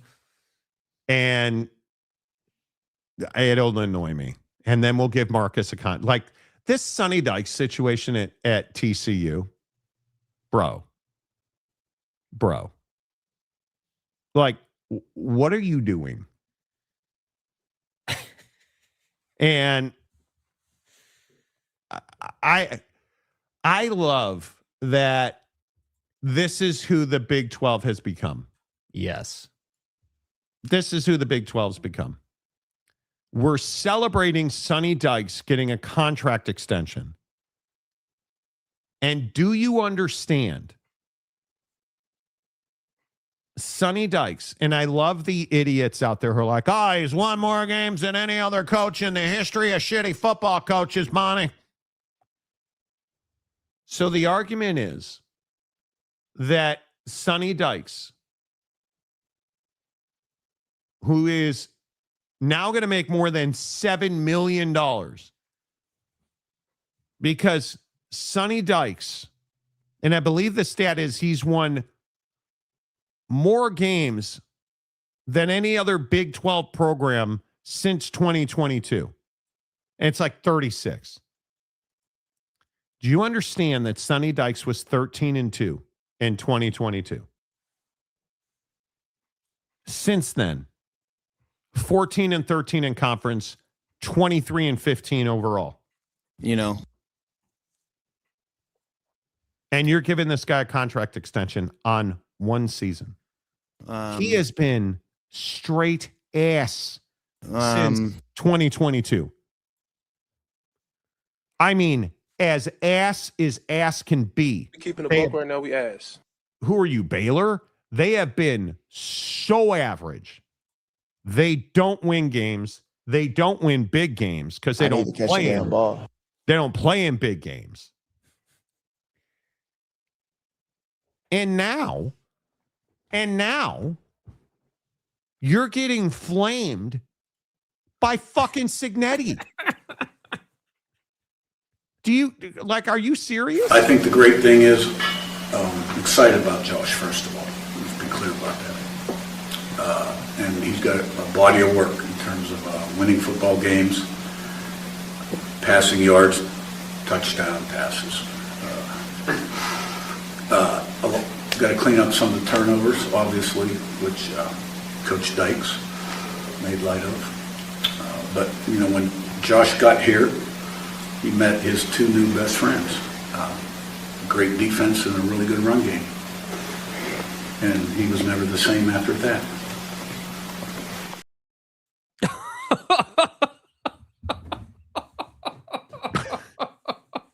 All right, I'm gonna head out. I'm not sure TCU's football program even exists anymore after that one, dude. I think we're good, man. All right, Monty, time to be a Baylor fan. Go Bears. I'm transferring to Waco. Sonny Dykes is a phenomenal human being. Phenomenal human being. He is a mediocre ass football coach. And if you are one of the folks, and I know we have a pretty good contingent of football fans in Fort Worth. Hi, this is James. Welcome back. James being one of them. Oh, I'm sure James has something to say about this. I'm going to guess that James absolutely magic city'd Sonny Dykes over the weekend.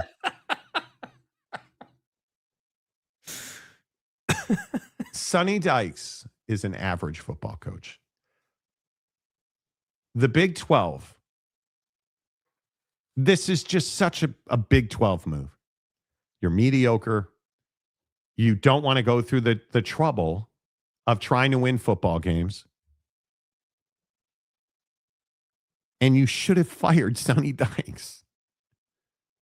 You should have fired Sonny Dykes. But Monty, bowl games. We were bowl eligible, Monty. Well, me and the wife got to hop in the Japo shitbox, took a nice drive together. We threw some Buc-ee's brisket sandwiches in the cooler. I mean, it was a phenomenal trip. Hot ass. Sonny Dykes is living on 1 year. That'd be 2022. He has been remarkably average since. And hey, let's give him the benefit of the doubt. Let's pull up TCU's schedule just real quick 3-minute breakdown of what these bros are facing, right? Let me just pull it up real quick, because I know TCU defender is going to be like, oh, well, their schedule. Look at how tough this schedule is. Built-in excuses. What do you mean, Monty? Okay, so let me get this right, dude. Okay. North Carolina at home. That should be a win.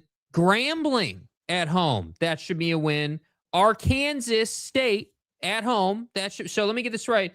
You don't leave home until week 4 when you go to UCF, which should be a win. You then have BYU at home, probably your first loss.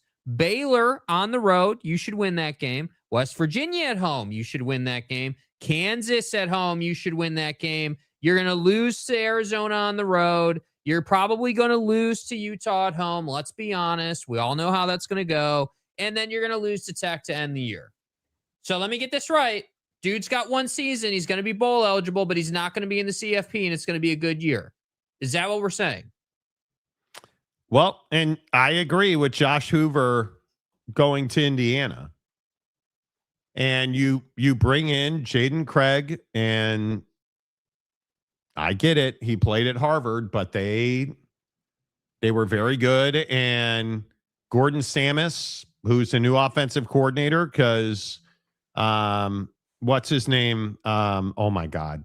Kendall Briles went to South Carolina. Hey, you bring in a new offensive coordinator. You wanna go pro style here, and Sonny Dykes is an average ass football coach.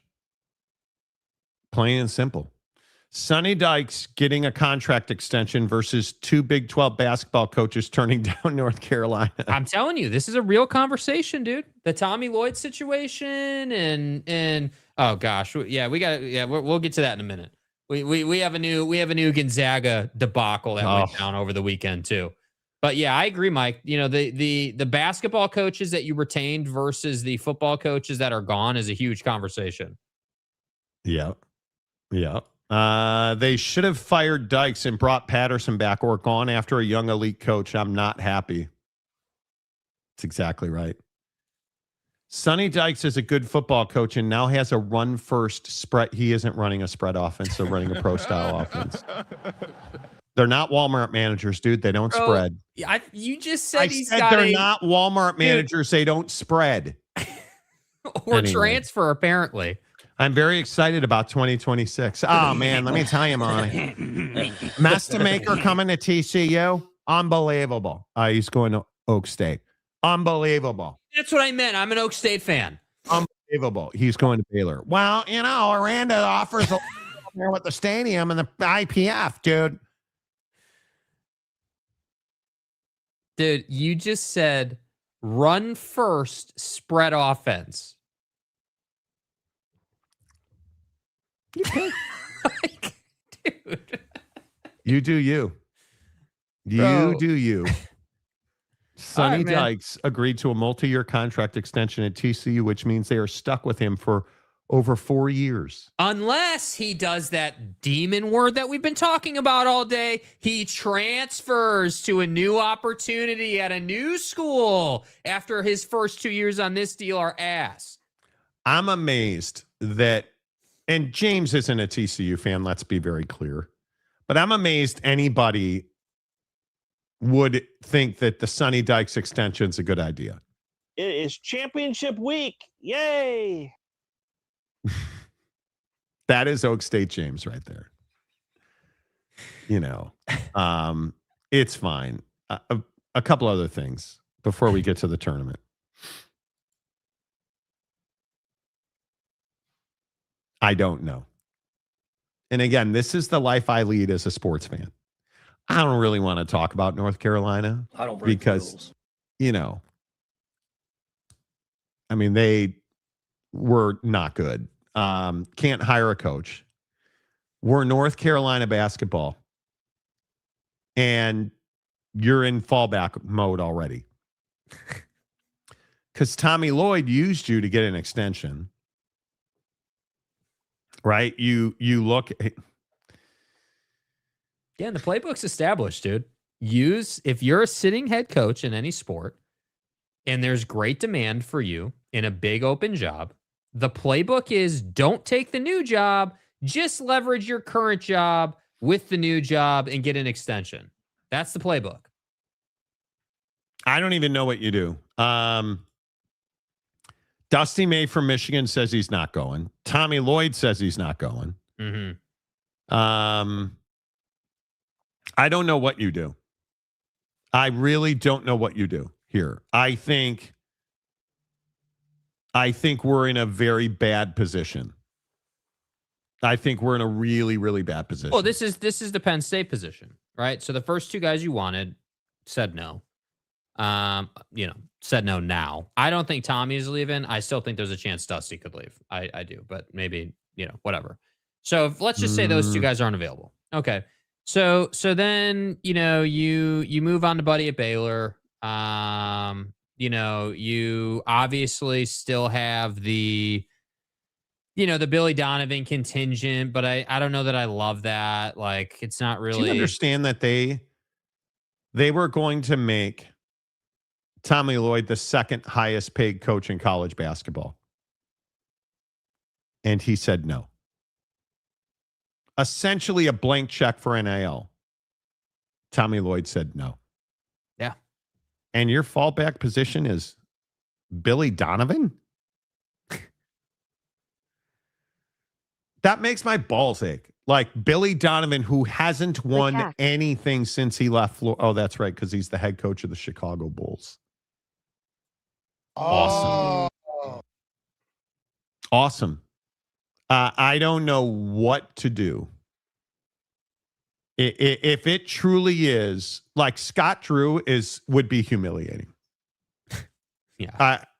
I think Scott Drew is an old man with a comb over who should go literally. He should go be the football coach at TCU. Paul didn't go in the hoop. Right? Like, what Scott Drew is the best you can do? At this point, I would hope that it's Grant McCaslin. My guess is it'll be Billy Donovan. And Jesus, you're not kidding. I believe they called Jim Boylan, but the ball didn't go in the hoop when he tried to pick up the phone. Yeah. Paul didn't go in the hoop. By the way, thanks for showing up with your first comment today. Yeah, I am. I'm very curious how many swings and misses you get, because this is going to come down to. Oh, and this is maybe a good point. I am not an I told you so person. But here, let me tell you, I told you so. But here comes the I told you so, fat ass. You kind of mocked me when I said the UNC job wasn't as desirable for these coaches as you were saying. I don't, how? Man, dude, I have a pulled muscle at the top of my trap on my right side. And it just, it's brutal. The point is, I don't think it's a desirability issue. I think it is, why am I going to change when I can get the same money to stay at Arizona? And I agree. You aim high. They've aimed high. Yes. When you've called Bill Self, when you've called Tommy Lloyd, you've aimed high. Billy Donovan is aiming.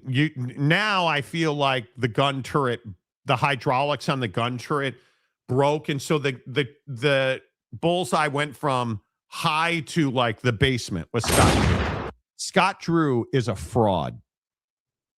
Scott Drew belongs nowhere near a college basketball program of any significance right now. Never.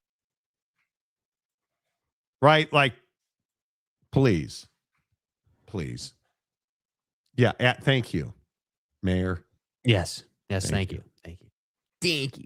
I've been here for a while, just haven't been able to chat. Nice of me to show up. Well, nice of you to show up. I mean, if you're here but you don't chat, are you really here? I mean, that's the real question. Why don't you drive your ass back to Provo? Yeah.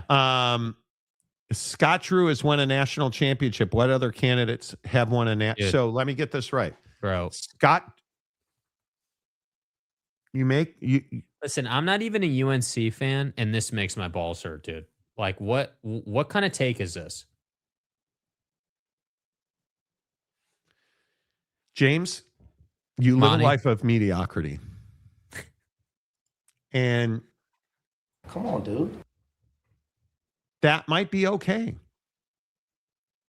You do you, my guy. We're not coaching Little League, buddy. I am telling you now that if Dusty May is out, and I think he's out, he allegedly, according to somebody at ESPN, Dick Hammer. Yeah, Dick Hammer is reporting that Dusty May told North Carolina, I'm out. I'm staying at Michigan, which you can't win a national championship, and they will. Scumbags. You can't win a national championship and leave. But Otzelberger and McCaslin are the two. And everyone says that Otzelberger is staying. So I don't know, man. It's that's what I'm saying. This conversation around coaches in the Big 12 is a big deal right now, dude. Retaining Tommy Lloyd, huge deal, bro. If you're able to keep Otzelberger, Lloyd, and Self in the conference, you're in a much better place. Yeah. In a much better place. Because I got to think Kansas will be back to doing Kansas things this coming season. Yeah. I'm amazed. Like, do you guys understand how absolutely ass Scott Drew has been since Sonny Dykes was 13-2. It's disgusting. 28-2 in 2021 won the national championship. 27-7, 23-11, 24-11, 20-15. And this year, I know he's an elite coach, according to the Seaman Demon. 17-17, 6-12 in conference. Fucking hire that guy. How do we not hire that guy at North Carolina? Yeah, I mean, he would just be a home run hire at UNC, dude. I mean, My come God. on, dude. Chapel Hill and Tobacco God. Road, and man, wow. Did I mention he's a 500 coach in conference in his career? 203 and 196. And he's a phenomenal coach. Oh. He won a national championship 5 seasons ago and has not been the same since. Oh, dude, I want it all. Yeah.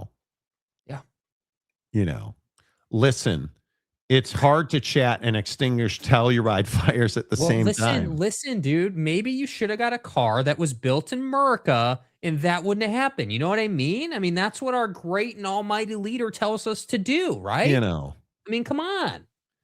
Let's see if Donovan takes the job. If you opt to keep working for Reinsdorf, you will know how bad the UNC job is. Ooh. Shut up, Brandon. Dude, that's such a good take, dude. I'm sorry. That is a great point. It is a really good take. Man, that's rough, dude. Damn. Oh my God. I don't know. Gosh. I don't know. I don't want to know. Brandon is exactly right. We really did. God, we're all Bro, if Billy doesn't take the job and we get to say no. If they offer him the job and he says no. Yeah. How, like, it makes Marcus look like a football genius. Like, do you understand? Do you understand how far you fall? If Grant McCaslin won't return your phone call, that's incredible. Me? And maybe Buddy Muldoon or whoever it was who called me fat a minute ago. Maybe you're right. Maybe North Carolina's just not a good job maybe it's anymore. an ass job now, dude. And hey, that's my sports life. The Cubs can't hit. Other than the fact that the Cubs haven't hit, they're not pitching well, and they can't catch a cold in right Does Ben field. Brown ever throw a strike? No. Does dude ever throw anything other than 97 at the letters? Other than the fact that the Cubs can't hit, pitch, or field, we're going to do great things this year in the batting cage. Other than the fact that the Hawks are eliminated from the playoffs. Wow, Dad. Wow. And we have all the rookies playing. We can't score or keep people from scoring or kill penalties anymore, apparently. We're in good shape. Other than the fact that the Bears are probably going to move to Indiana and I'm going to become a Rams fan. Listen to this old white hair right here. Listen to this, dude. We didn't get, do we still have sources? Yeah, right here. Listen to dude talk about how Bears fans don't give a damn about the Indiana thing. Problem is, old man, as a diehard lifelong Chicagoan who is a massive Bears fan, fuck Indiana. I hate Indiana. Nothing good happens in Indiana. Outside of Sig, giving Buddy some strays. Nothing good happens in Indiana. Yeah. It's all like fucking Rensselaer, Indiana. The literally the asshole on the face of America is Rensselaer, Indiana.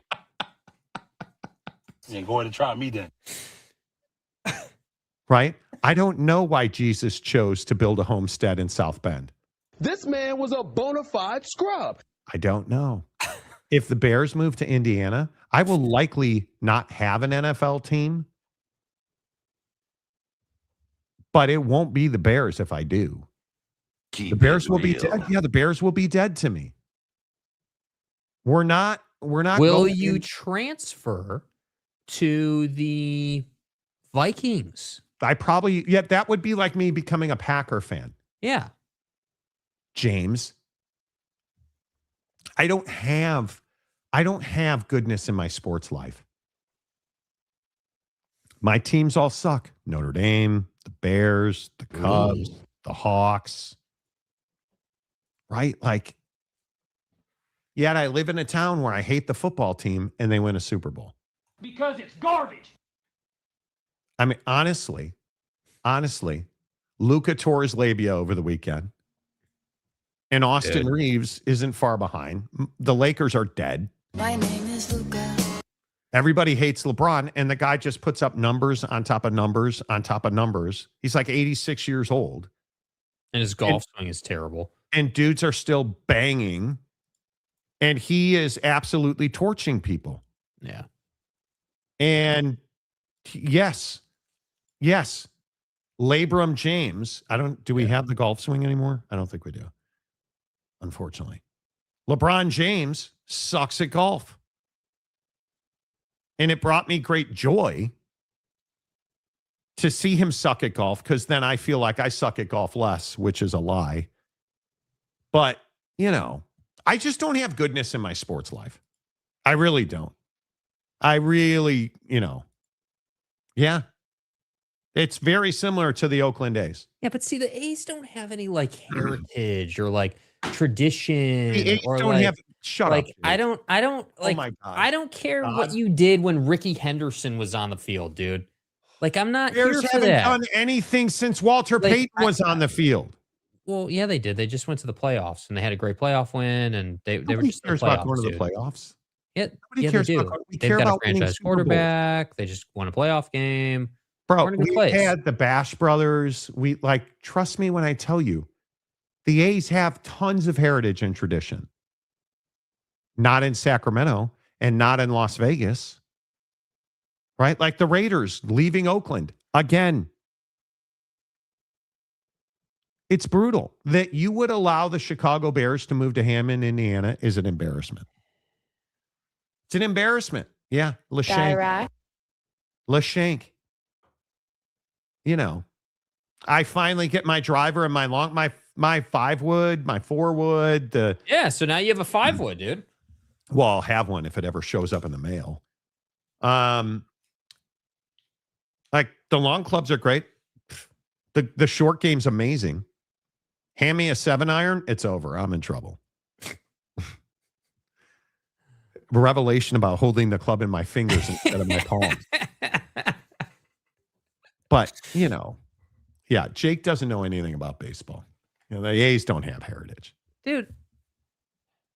The Earthquake They had series? a movie made about how they were cheap Fs, and I'm supposed to be like, oh, man, dude, just loaded with heritage. Man, I just, gosh, I'm just, they're man. cheap Fs who won a bunch of games. Yeah, whatever, dude. Whatever, man. I just, listen, sports is so broken for me right now. The Bears moving to Hammond, Indiana. Marcus not having 10 dudes on the field against Ohio State. The Cubs having some asshole in right field. Don't even get me going on Matt Shaw. I don't want to talk about Matt Shaw. I don't want to talk about Matt Shaw. I don't know what that was yesterday against the Guardians. That was not a good performance, dude. By any of it. It was all trash. How long are we going to run Ben Brown out? As I call him, Ben Brown Eye. How long are we going to run him out? The guy throws 1,000,000 miles an hour and he can't throw a strike in a critical situation. I'm sitting on the couch with Mrs. Marty watching the game. Right. And Ben Brown's pitching. I'm like, dude, just throw this guy. It's 3-2. Throw this guy a curveball outside the zone. You're great at throwing balls. Dude literally cannot throw a strike. Throw him a curveball, low and away. He will swing and miss. We'll win the game. Okay. He threw a curveball. Hung it right down the middle of the plate. Now, because they're the Gardos, he banged it out to right center field for a base hit and an RBI to tie the game. And we went on to lose. I need benzos. I need something to escape this life because I just can't. I can't. Right? Like, yeah, the 85 Bears when I was a kid, you know, little sod started growing on the field of life. A little sod started growing on the field of life. Dude. 1985, the Cubs were good in 84. The Bears were great in 85. Yeah. And then we never won another game. Never won another game. You know, Moneyball, such a good movie, slow and weird, but still good. Moneyball was a great movie. Yeah, it's a great movie, but that doesn't change the fact it's a movie about an MLB organization being cheap. That's the problem. That's yeah, the they problem. don't have heritage, though. Nope. Shut up. Do the Giants have heritage? Yeah. Mm-hmm. Yep. And then there's this fucking guy. Like this dude, Big Daddy Magic's heel turn to a BYU fan is got to be studied, dude. It's got to be studied. Like he's a full-on BYU fan, even after he said terrible, heinous things about the Mormons. Look at the blue he's wearing in his picture now, too. Yeah. You buy the guy a red Bills sweatshirt, never wears it. And now, you know, now all of a sudden Notre Dame's going to be slaughtered. And like, come on, who are you, James? Now we're a BYU fan. Mongo, just a pawn in the game of life. Yeah, don't even get me started on that. Chicago sports fans have actually had it pretty good. Every sport, we have at least one title, even the Cubs. Yep. 10 years ago. Hey, man, still better than no titles. 10 years ago. You know, whatever. It's fine. I'm bitter. I think, how are the Chicago Bears not going to play football on the lakefront? Like, in all seriousness, when you think this through, how are the Chicago Bears not going to have a stadium on the lakefront? Even in the city of Chicago, you'd rather go to Arlington Heights and build a stadium on a pile of horse manure. Literally a pile of horse manure you're going to build a stadium on. You're going to leave the lakefront because billionaires want handouts and billions. Who are you, Ryan Smith in Salt Lake City, where we just give you free money to screw over the arts? Is that what this is? Like, that's the whole genesis of my misery, is the Chicago White Sox getting stadiums but the Bears are going to move to Hammond, Indiana. Great.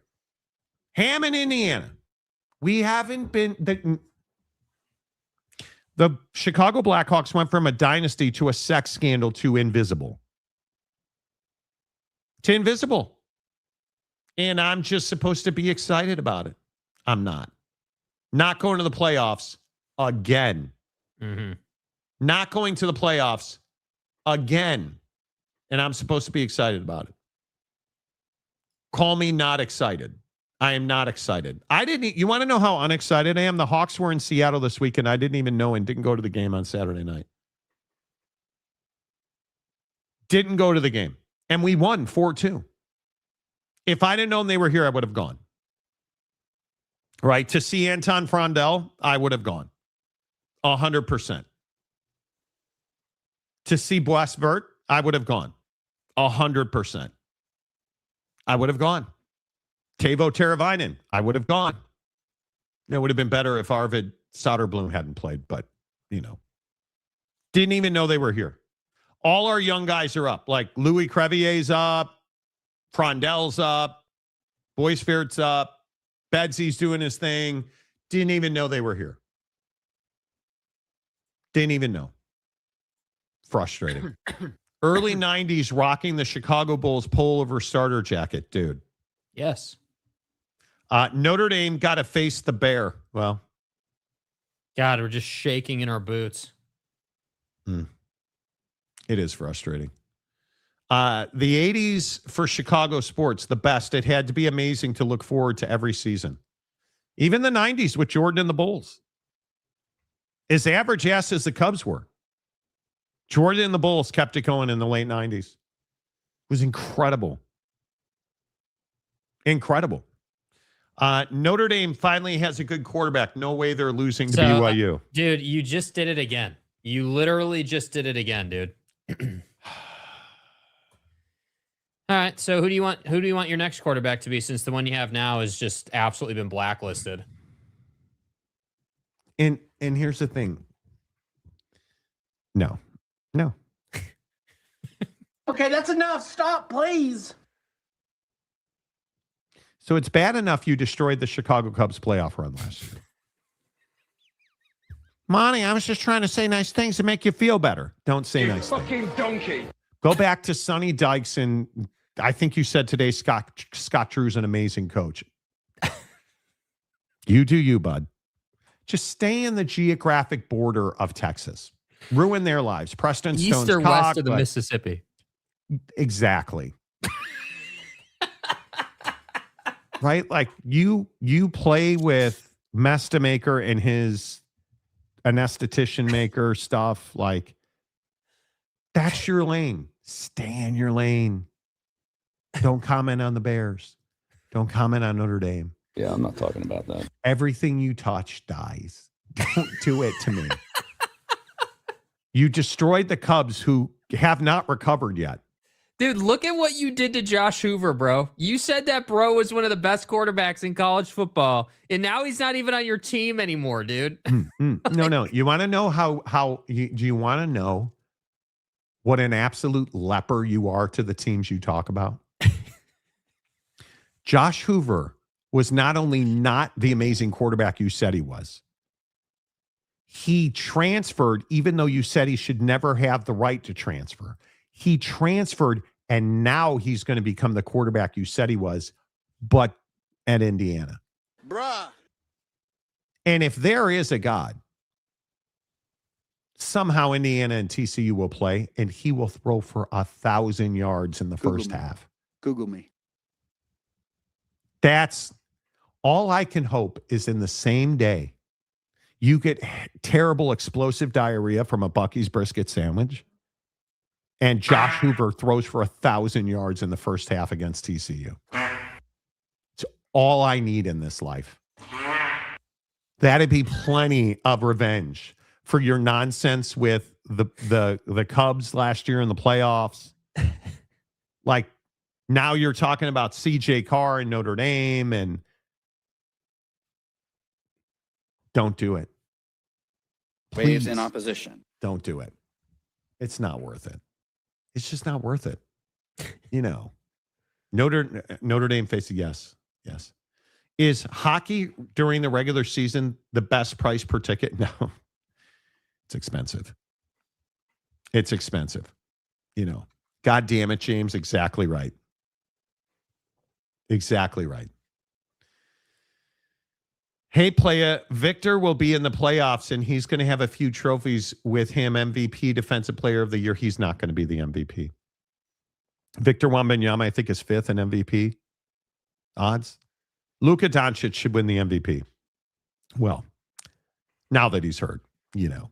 It is what it is. You know. Did the sports stars that played in Chicago live in Chicago year-round back in the 80s? Things have changed on that front for athletes. Some did, some didn't. You know, most of the Cubs lived in Phoenix.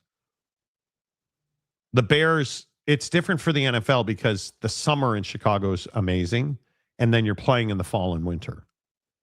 So, you know, James, exactly. Who are you going to believe, me or BDM? Neither. How about neither? No, how about Bullet? Yeah, Scantron says Bullet, dude. Yeah, BDM is far more credible than you are. I mean, he's never right about anything. But he at least stays true to Taco Bell. BDM is more credible. James, do you understand the fall you've just taken today? You are now below BDM in credibility. Well, Big Daddy Magic's never broken anybody's shank. I mean, you look at what you did to Preston Stone, dude. His cock. That's an all-timer. What you did to Preston Stone's football career. I need a dick. Like, my God. BDM thinks Victor Toothpick will be great. He will have more injuries than Greg Oden. Okay, so wait, now you're leaning into the blacklisting. No, what he's doing, you don't understand, James. Anything you say, the opposite happens. Victor's the way. You're also the guy who said the earth was flat. So is he really? I believe James is a flat earther. James, are you a flat earther, bro? Right? We have him on tape saying it. Why do you want to be here? Why do you love space? Why do you love being a part of history? We're going back to the frickin' moon, that's why.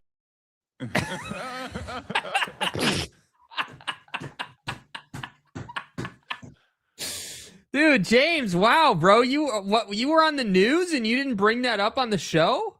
Note the camera placement too. Like, what kind of camera is that, bro? Nice job. I just, James will be a Chelsea fan. Of course. I think James deserves a weekly call at this point. Well, what you think doesn't matter, thankfully. Chick. Get Donnie to make an executive order and it still won't happen. No, it's an EO. Yeah. We need a back and forth live dialogue. No, the problem is James has had opportunities to be on the show. And he's like, I'm busy charting. You're interrupting me. Okay, we'll never call you again. Literally, that's how the conversation went. I'm busy. Okay. Well, good luck to you, kid. We'll let Preston Stone know how sorry you are about his cock. If only James can indoctrinate BDM into that stadium life. George Costanza yelling worlds colliding. Exactly right. Flat earther James. I'm pretty sure James is a flat earther. We're going back to the frickin' moon, that's why. That's right. How awesome is that kid, by the way? How awesome is that kid, the going back to the moon kid? You're on CNN.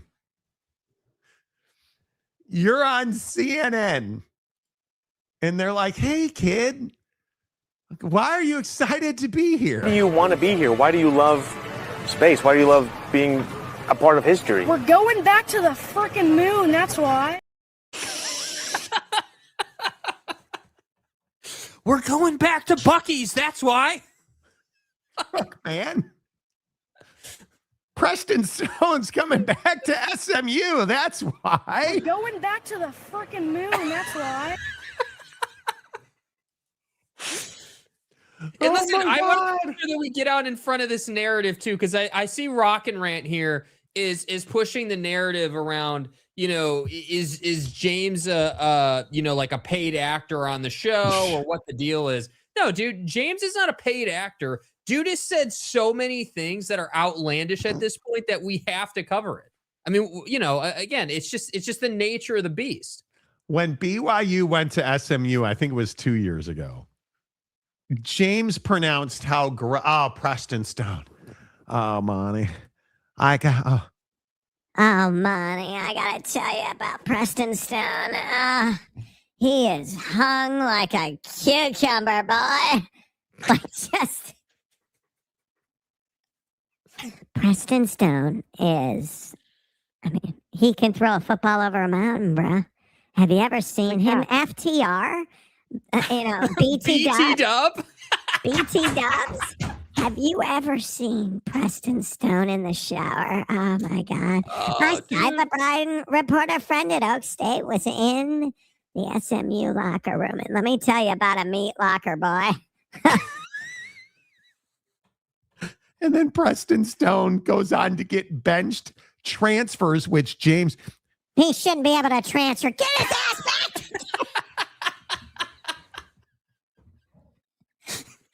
The president has an EO out there and Preston Stone is transferring! Ain't no reset. Oh, dude. Bro. Pronounced Preston Stone as the Heisman Trophy winner. Oh, no, that was Ollie Gordon, who probably got a DUI. Don't fuck. Bro, it was amazing. The EOs that Oak State James has put on this show for Ollie Gordon alone. Oh, Monty. Monty, let me tell you something about running stairs. Ollie Gordon. Do you guys remember the days when James was like, Ollie should be in New York. How is he not in New York? Ollie Gordon's the best running back in football. And if there's a Heisman Trophy and he's not there, there's no Heisman Trophy. We're going back to the freaking moon, that's why. Ollie's he's amazing. We're winning the whole. Zane Flores, who's not Flowers, is coming back, and that fire crotch tight end and Zane Flores are going to hook up and make babies. Damn it. Pay that man his money. Ollie Gordon got a DUI. Zane Flores sucks. Who knew? Mike Gundy's fired. And fire crotch tight end, yeah, who knows where he is? He's probably on an ATV fishing in a lake somewhere. Like, so James, listen to this. Look at this. James has now admitted to being a flat earther because we've established on the show that everything is opposite, right? So if young he says, earth person, yeah, I don't know what a young earth person is. I'm not familiar with that nomenclature, but I am not a flat earther. Okay. I'm pretty sure then you used to be Kyrie. Because I pretty well remember that you were all in on Kyrie, and that's how the flat earther thing happened. I want to say, and I could be wrong, James, but my memory says it was something like, well, how do you know the earth isn't flat? Because, astronauts and shit. That's how I know. And Mrs. Monty and I were joking about flat earthers last night because the Artemis, which has been slung shut. What happened? I think the sunlight's messing with the exposure. I was just about to say the Artemis, which is being slung shot around the moon, loses communication with NASA for 40 minutes when it's behind the moon. Well, I told you they're all dead, Bonnie. Infowars.com. No, it was planned. They told us that they were going to lose communication for 40 minutes. It's, the fucking moon. But I'm pretty sure it was like, oh, Kyrie to the Mavericks. And you were like, oh, flat earther. How do we know the earth isn't flat? Infowars.com. So we're looking at the picture that they sent back of, the round earth. Right. In Australia, my wife's like, man, amazing. Earth is flat. Just out of curiosity, where's the United States? Where's the U.S.? Because the U.S., obviously, on a round planet is not on the same side. Australia and shit. Anyway, the point is, I'm pretty sure you were a flat earther, bro. I could be wrong. But, the ghost is back. Could be. James is not a flat earther, just like he did not say his wife is ugly. That's right. Right. See, that's what I mean, right? It's right. It's when the denial takes place, that's basically an admittance by James that there's a river in Africa named the Nile. Right, of course. Not the Mississippi, which is east of everything. That's a different thing. Yeah. Right. Anyway. Do you guys remember when James was like, well, my wife, who's not hot, we were having a conversation about how hot women are high maintenance. Dude just rolled it out super casually. Yeah. Well, listen, guys, my wife, who's admittedly is not hot. I mean, she's not as hot as Mendoza's mom. My wife, who, bless her heart, is a Baylor fan. She's not hot, but she's a Baylor fan, And then denied it for like 5 years. It's fine. No, I'm not playing your stupid game. I'm not playing your stupid game. Are we getting to Gonzaga Gate today, by the way? We need to. Okay, here's Holly's hand. Well. Oh, my bad. Sorry, dude. My bad. Holly's hand right here. No, that's not Holly's hand. That's not the right one either, dude.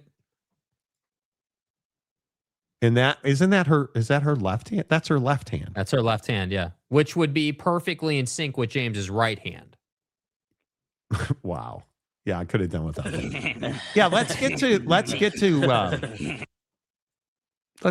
get to Tommy Lloyd, and who's not taking the job.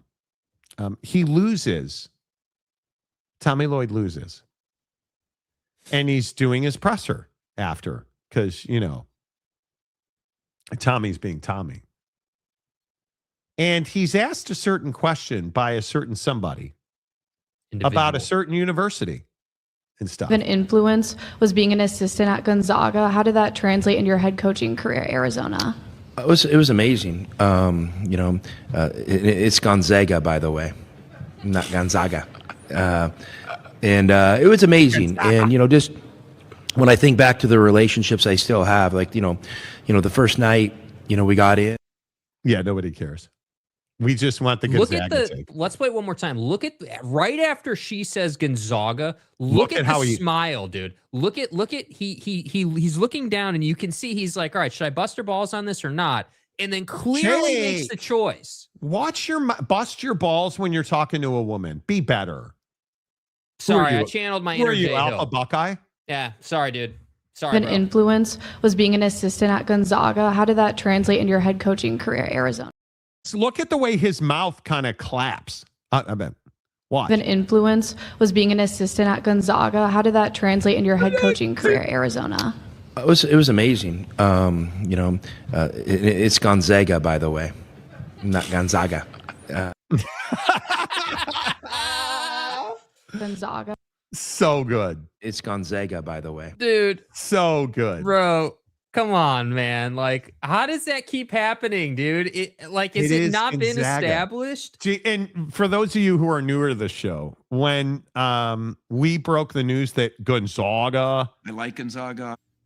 When Gonzaga got an invitation to the Big 12, we had that story first, and we were joking about Gonzaga versus Gonzaga. And we had a Gonzaga alum in the comments section losing their shit over it. They were like, I worked hard. I went 4-year degree. You'll say Gonzaga. It's Gonzaga, by the way. And I want to say it was a she. She lost. Do you guys remember that? Yeah, dude. She lost her mind and was like, I'm never coming back to the show, amateurs. I like Gonzaga. It's okay. The fact that we have drops on this show where Dennis Dodd is asking Brett Yormark when the whole Gonzaga, expansion to the Big 12 thing was going down. The fact that Dennis Dodd is like, hey, what do you think about Gonzaga? And Brett's like, oh, yeah, I like Gonzaga, dude. I like Gonzaga. Like, did you not hear how he pronounced it initially? And then you've got Homegirl down here who's like, yeah, what do you think about your time at Gonzaga? Gonzaga. Like, it's like, dude, how do you not have that straightened out, dude? It's Gonzaga, by the way. And I'm not sure it is, Coach. I'm not sure it's Gonzaga. It's Gonzaga. what I say it is. Like, come on, dude. Yeah, the Gonzaga drop is amazing. Gonzaga. It is. Yeah, Gonzaga. I like Gonzaga. Yeah, Gonzaga. the Zogs. Remember the lady in the comments section all those years ago? Do you say Zogs? Yeah, I do, because I'm a red ass, so I do say Gonzaga, Zogs. by the way. It's bad, you pricks. Just losing her mind, bro. Oh, bro. Losing her mind. Dude, I saw that over the weekend, and I was like, yep, got to talk about Gonzaga Gate, dude. Oh, I miss the old Gonzaga versus Gonzaga sound I like drop. Gonzaga. It's amazing. Yeah, it is bro. so good. I mean, yeah. Let's go Zogs. Tomato, potato, Gonzaga. It's Gonzaga, by the way. Yeah, and then we got to talk about this disaster. Oh, gosh, dude. What do you say? What do you say? I mean, all right. Yeah. I mean, ass kicking handed out by Michigan. I mean, just complete and utter domination. Don't even know what else to talk about. It's very disappointing. As far as UConn is concerned, I mean, I want to say that they have a chance in this game. I do, but I'm not confident. I'm not. I am. Michigan's size, their creativity. Give Dusty May a lot of credit, dude. A lot of credit, bro. His team didn't have it going early in that game, and they totally changed how they were playing the game. I loved all the people paying attention to the fact that, hey, well, your best point guard doesn't have the jumper going, so let's just have him get downhill and use our size to rebound. And, that's exactly what they did. And, I just think you just got to tip your cap to him, man. And I'll be very curious to see what Dan Hurley rolls out against this squad and what the strategy is. Well, I don't know who the hell Dave Shelto is, but he's currently leading our bracket challenge, and he's got Connecticut to win. This looks to me like it's going to come down to, because here are the top 5. Dave Shelto, the dude, Steve Zalet, and no, Dana Marie. Oh, okay. I was going to say, dude, don't say it, dude. She can't win because she's maxed at 100, and Dave Shelto has 106. The dude has 102, and Steve Zalet has 101. Connor Carlisle is at 99, but if Michigan wins, he will likely win. He will win. So Connor Carlisle, if Michigan wins. And Dave Shelto, Shelto wins if UConn wins. Yeah, is Dave Shelto here right now? I don't know who Dave Shelto is. I don't know either. But Jake, can you believe that you and I tied? Like absolutely tied at 84. Yeah, I mean, just can't believe that Florida didn't go farther, and can't believe that Duke is ass, and Rock and Rant picked Arizona, tied with us at 84. George Scott, 84. Lamont Tucker, 95. Yeah, so how much anxiety is there about Michigan winning and just the absolute junk that's going to be talked here tomorrow? A lot. If they do? Oh, look at that. God. Hey, our guy Giggity. If Michigan wins, Giggity would finish 3rd, I think.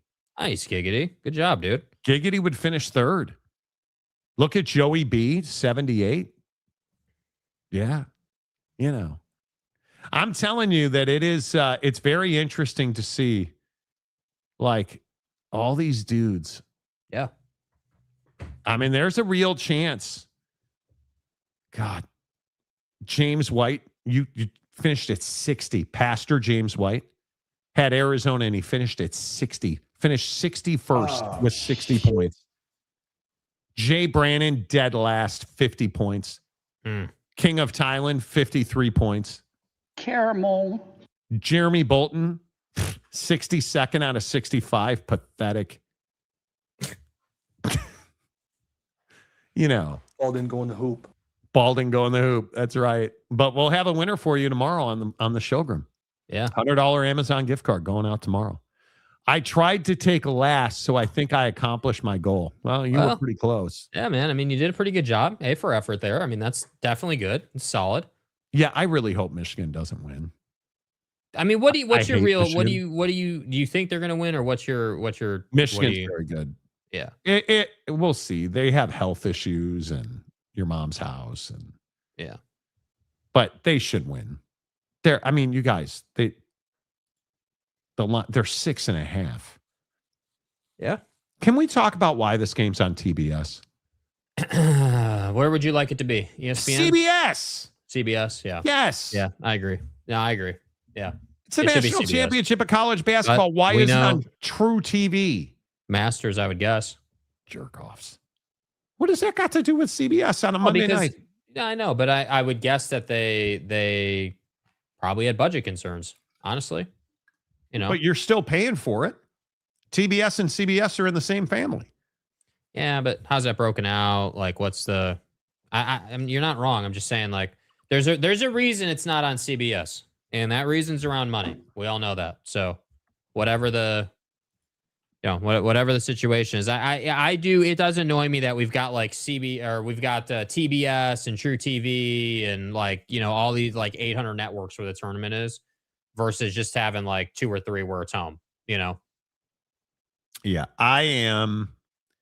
Listen, how do I say this? I don't know how you even believe that putting this on TV. Can I just tell you how shitty it is to watch TV right now? Trying to find the Cubs game the other day, Trying to find the Blackhawks game the other day. Is it on Prime? Is it in the MLB app? Is it, do I have to watch it on Paramount Plus or Peacock? What, like, okay, but then maybe can I just turn on one app and watch the Cubs game? Can I just turn on one app and watch the Laker game? No. No, you can't. So my wife, who sits on my chest and forces me to watch the Pit, it's easy. You know why? Because the Pit's the first thing I see when I turn my TV on. I have an Amazon Smart TV. Beautiful TV set. But I got to go figure out where to watch a baseball game. So it's easier just to turn on the Pit. Right? Like, I know where to get golf, ESPN app. Well, that's what my question around the Cubs was going to be. You don't watch them through the ESPN app? Nope. It's not in the ESPN app. Yeah, it is. No, not when you're a Major League Baseball TV subscriber. Oh. Well. Because I have season tickets, we get it through the MLB. Right. You get it for free. Yeah. Well, okay. Are there blackouts in the app then? Yes. No? Yeah. Yes. Yeah. Yes. Yeah. So that's what I'm saying. That's the problem. Yeah. So you have to deal with, well, the Mariners, and you're doing it. What's the point of out of market TV games if I have to deal with blackouts? I don't know either. Because I'm not a Mariners fan. No. Right? I'm not watching the Mariners game. Dumper still hasn't hit a home run. Yeah. What happened to WGN, dude? Right? Oh, Marquee Network. Cool. Couldn't tell you how. Like, it's impossible. The way we watch TV, you guys, is so broken right now. It is so frustrating. It is so expensive. Like, it's outrageous. Yeah, that's exactly right. Gone are the days of me coming home from school, turning on GN and hearing Harry Carey watching the Cubs. Yep. Harry Carey and Steve Stone live at Wrigley Field. Yep. Right? I will give Dusty May credit. He's a really good basketball coach, but I still hate Michigan. Screw Michigan. Agreed. Scumbags. Whatever. Been binge watching Australian TV shows that are murder mystery based. Black Snow, Tropo Mystery Road, and Scrublands. I'm into the Pit. I really like the Pit. We finally finished watching The Good Fight. So that's over now. So we're into the Pit. The Pit's excellent. It is very good. When we get back from Vegas, we need to do, I might watch the Peaky Blinders movie on the flight to Vegas with my wife. That might be the in-flight entertainment. Have you seen it, Jake? Yeah, it's a little disappointing. A little bit. Why do you say? Well, it's very predictable. The storyline, it's not deep. So, you'll know exactly how the movie will go inside of like 20 minutes. It's very straightforward. But like, Killian's really good. It's an ode to the show. That's what I will say. It's not its own, in my opinion, it's not its own. They want it to be its own standalone thing. But if you're a Peaky Blinders connoisseur, if you watched the show and you were in it and you binged it and you were all about it, you'll watch that movie and you'll be like, yeah, probably going to go back and watch the show. That's probably where I should go. Do you see what about Suits? I have not. What's up with Suits? I have not. I've been reading that they are trying to negotiate a Suits reboot with all the original characters. If that happens, I'm all in on that. I did not. Suits LA just didn't get traction for me. Okay. I was all about the original cast. Yeah, I would love to see Gabriel Macht come back and be Harvey, and we'll see. I hope it happens. I hope it happens. I hope that Meghan Markle is not on that show. But how can she not be on that show? Yeah, she has to be. But I don't think she would. So we'll see. Maybe not. Maybe not. Yeah. I would love to see it, but I just don't know that it'll happen. That would be good for the soul if that show came back, dude. 100%. It was an excellent show. Yes.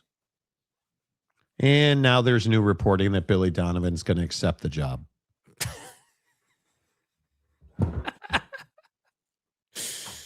Let's see. Okay, let's come over here. We have fallen so far. We have just fallen so far. I guess I'll just go on to the NFL draft, right? Like, let's Okay, we do have draft news, by the way. The Raiders with the Kirk Cousins signing. That was, again, just want to point out on a day when we're talking about EOs and all that.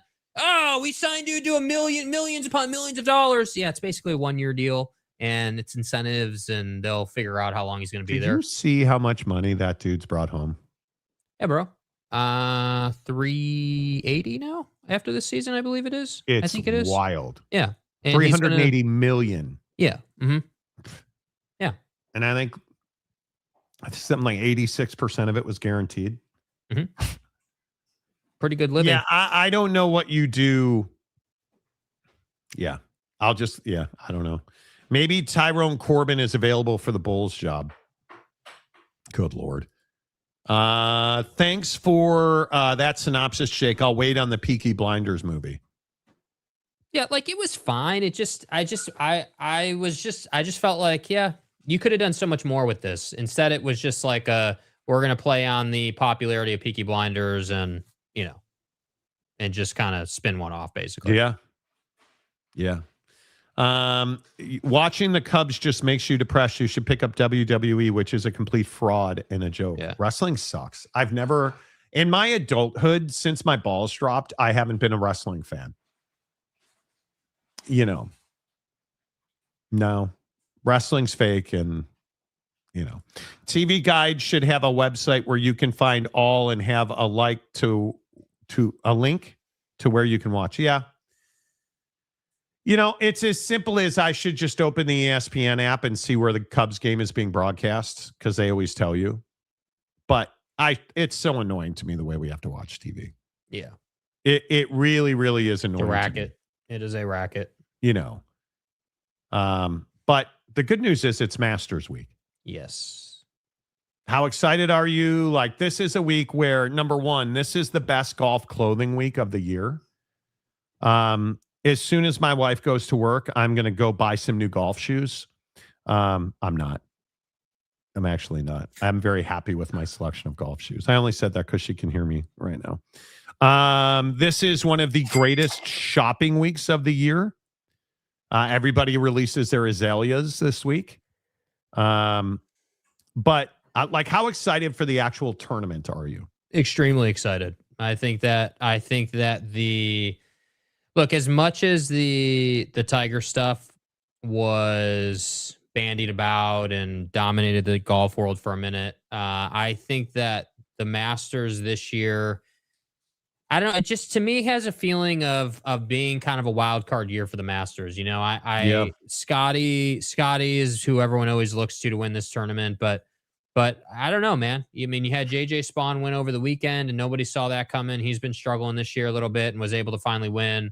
I think that Augusta's got a funny way of putting out different winners and putting up a great tournament. And I think that it's just such a heralded, looked forward to thing every year that, I like, as an example, I would not be picking Ludwig Oberg to win this tournament because he hasn't shown the ability to perform under pressure yet. He's still trying to figure that out. 300-yard 3-wood. Yeah. Mm-hmm. Yep. Beautiful strike. But again, that was not really under pressure. That was just him playing, and so the breakdown at the players that he had, and, it's just been tough. I think that as far as the clothing, yeah, Roback rolling out with their azalea collection's amazing. Definitely interested in that. But it's certainly a week I look forward to every year. I mean, it just is. It is. Yeah, I'm can't stoked. miss TV, dude. It's incredible. I think this week, if you look at the schedule this week, this is one of the best sports years sports weeks of the year, with the Final Four coming, the culmination tonight in the final game. You get the Masters, you get, I just think you get a lot of really good sports coming. And this is just the kickoff to a run of really good sports coming up. Yeah. Really, really good sports coming up. And I'm stoked with, like, I think the NHL season ends a week from tonight, which is phenomenal. So I'm ready for the NHL playoffs. Yes. Like, this just is the kickoff of a run where I want to also say that the NBA season ends next weekend. Doesn't it end like Friday or Saturday as the last game, as the last weekend of the year? Yeah. And then you get the NFL draft. We're close. We are really close to the draft. What is it, April 22nd or 23rd? So, dude, we're here. We're here. I am stoked about it. I am. And the Masters, to me, is always that kickoff of big events. Yeah. For Raider Nation, the Cousins contract news is old. What's new in the NFL wants to make a rule change to quash it from happening again in the future. Raiders on the right side of a rule change for once. Correct. Love the NFL draft talk. Miss Joel Bushbaum. Always liked his draft write-ups over Mel. I like Dane Brugler now. Also enjoy reading McGinn write-ups with anonymous NFL people talking about players. And I'm all in on Ty Simpson versus Fernando Mendoza. Mm-hmm. I know I am, again, probably me and good old Danny Orlovsky are the only two who have been saying consistently Ty Simpson is going to be a better quarterback. Yeah, we'll see, bro. And I think he will be. You and I both know this. We've talked about it a million times. I think it all depends on where you land. You know, I mean, obviously we know where Fernando's going. So I think it'll just be really interesting to see how that plays out. And new head coach, obviously Cousins there to mentor him. Like, I like the Cousins contract for the Raiders a lot. I think it's a really smart move. It's what you should be doing. I agree. You know, I think that you couldn't have done a better job with that. I think, I think for Ty Simpson, it really does depend. There's rumor mill around the Cowboys moving up to 3 to swap with the Cardinals to go after David Bailey. I think if you're Ty Simpson, it is very, very dependent on where you land. Because if you can get if you can be like 7 to 10 in the draft, but get to a better spot, then I think it's that obviously is going to bode well for him. Yeah. But if he gets to a crappy situation, we just have seen it so many times now where these guys who are really solid in college get to a crappy ass organization and they just wilt under the weight of just incompetence. And then they get to a new organization. It's like, oh, there he is. He's back. And it's like, well, actually, he's just in an organization that takes it seriously. So my hope for him, FTR, is that he gets to a good situation. And stuff. Yeah, I would agree. I love that Kubiak even said he wants Mendoza to sit behind a vet, and I think Cousins is perfect for that. Raiders may actually be doing things well for the first time since Al died. Yeah, well, Tom Brady's in the mix now, and he knows what he's doing. I don't disagree with that. I believe Ty will either end up in Miami or hell, a.k.a. the Browns, dude. Deshaun Watson. They would give Deshaun Watson a new contract. Yeah, allegedly. Which is wild. Yeah, the ownership has said if he plays well this year and he's healthy and stays healthy, that they would consider extending him, which I don't know, man. I don't know. Look, Deshaun Watson's fall off is incredible. I mean, he truly was one of my favorite quarterbacks while he was in Houston. Yeah. And then that last year in Houston happened where he really fell off, and then he went to the Browns. And that's not what happened. That's not what happened. My God, dude. Washcloths came out. That's what happened. Yeah. Right? Yeah. Does Jake need an old Reebok pump for his vest? No. Some folks in the comment section say you need a new vest, Jake. Well, I'll work on that, I mean, this vest is tried and true. It's it's been seasoning for years. So, I'll work on that. Are you emotionally attached to it or what's the story? No, I mean, it just is. Yeah. I mean, I'll have to get one for the warmer months as we head into spring and summer. I mean, obviously I'm not going to be wearing a puffer vest when it's, 85 degrees out. But 3,000 feet on Amazon. I have a vest. Like, I'm a vest guy. I have heavy vest, lighter vest, middleweight vest. I'm a vest guy. And now it's so nice finally in Seattle. Like yesterday, walking around in a quarter zip. Walking around in a quarter zip. This morning, it's 70 and sunny in Seattle. I like it. I don't think on the field performance was Watson's problem. I'd say his off-field hands were the problem. Yeah. That has to be psychosis. Yeah. Has to be. That is, yeah. The idea of the Browns talking a potential extension is mind-blowing. I just don't know who comes to that conclusion. You know, like who's like, yeah, that's a good idea. But then you're like, oh, well, it is the Browns. And, you know, they thought Dylan Gabriel was a good idea. So, you know. What do you say to Shedeur Sanders? That you're probably going to be with a new team. That's what I say. I think so. I mean, legit. Ty Simpson will get stuck with the Jets. I feel sorry for him. He will then proceed to suck when Geno gets hurt. The Jets will then be in position for the number 1 draft pick, Arch, and screw it up. Oh, Arch. Jake needs a Masters vest. Yeah, they're so stupidly expensive. Yeah. Can't do it. I was a hoodie guy. For about a year or more, I wore a hoodie with a hood on at work, even during the summer. Had some ear issues. Okay. Yeah, you know, the thing about the Masters vest, dude, is that people who wear golfers in the golf world, like when you're at a golf course and you're about to play and everything, any bro who rolls up in Masters attire to play in during a round typically is I want to look cool guy, but I don't have the game to back it up. And that's exactly what I don't want to be.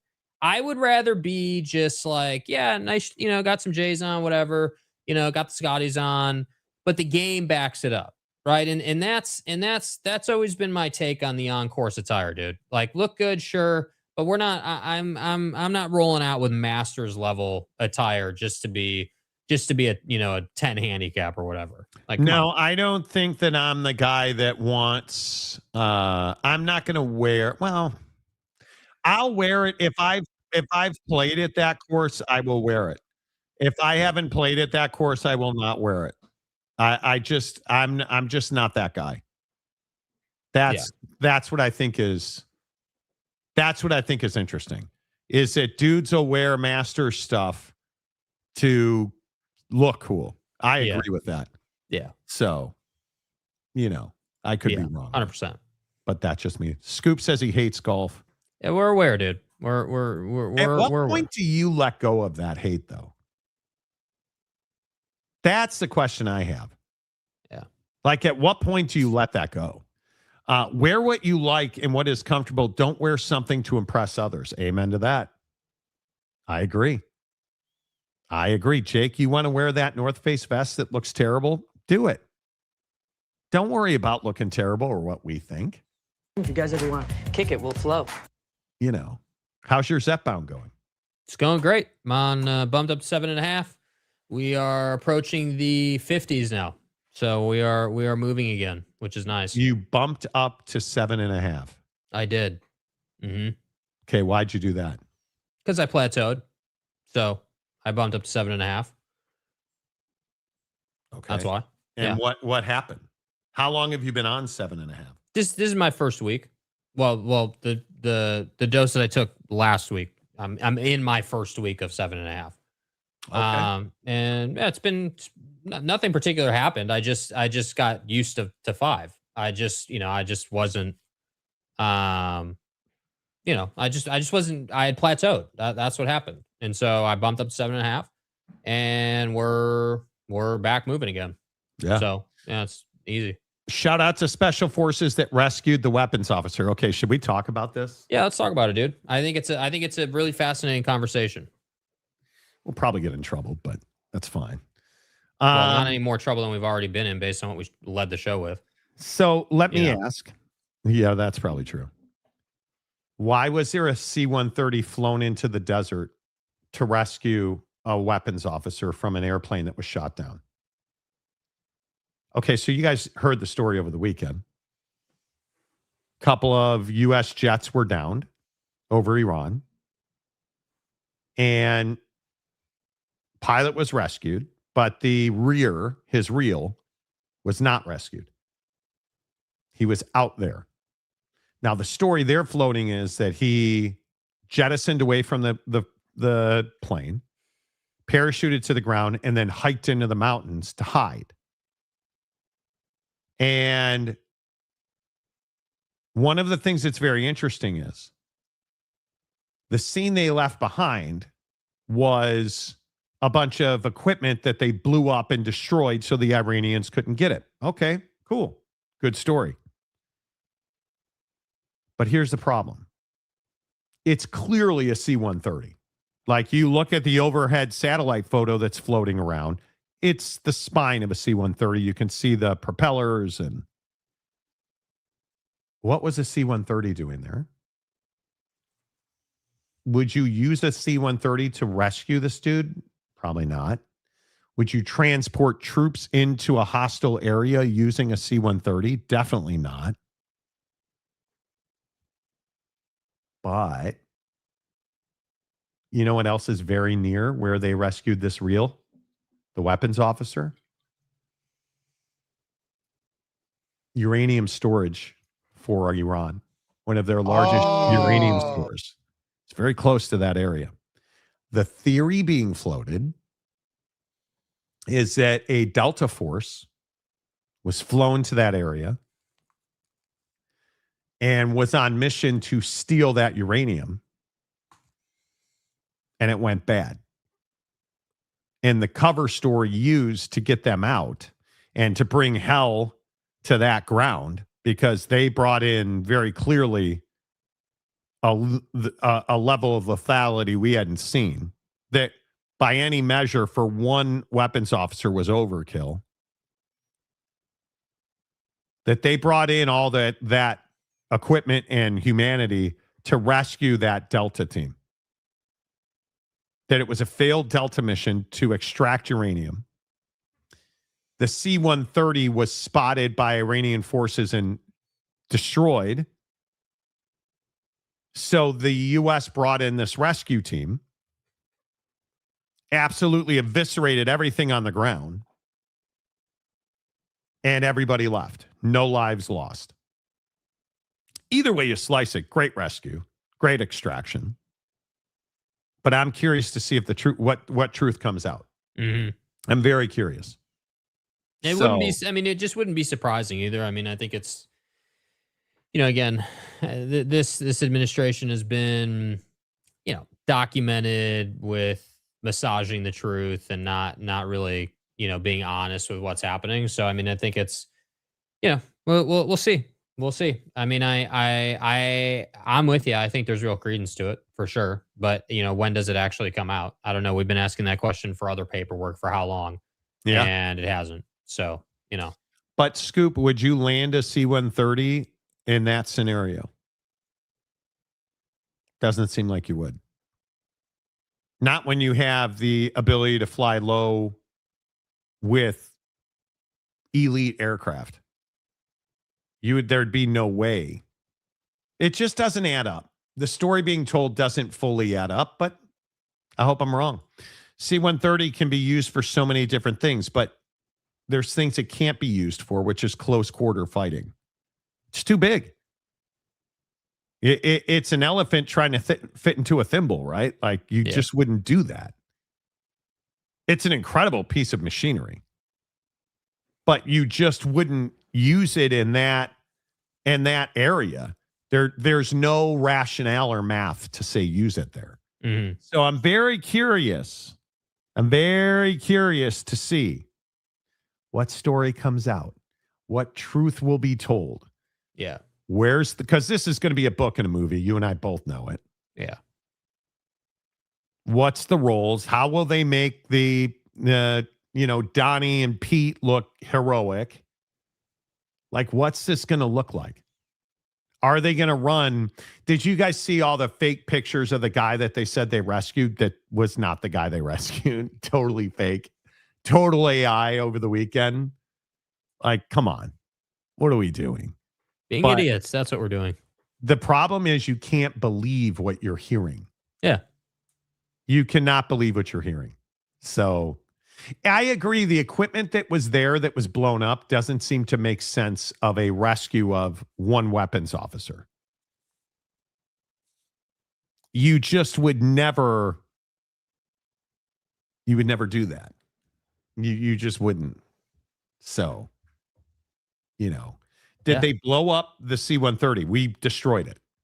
Correct. So that they couldn't get it. But, we'll see. We'll see. Hard to take anything this administration tells us at face value on the military when they say we have complete control of the air only to have multiple planes and helicopters shot down the day after. That's my point. You don't hear about our pilots being shot down very often, and then 2 in a day, and multiple other aircraft taking fire. Doesn't seem logical to me. Nope. Does not seem logical to me. So we'll see. We'll see. Yeah. I'm glad they got everybody out fine. By all accounts, we had no casualties, which is what matters. But I see again, though, like I maybe I'm cynical. I just don't buy that. Who's to say? Who knows?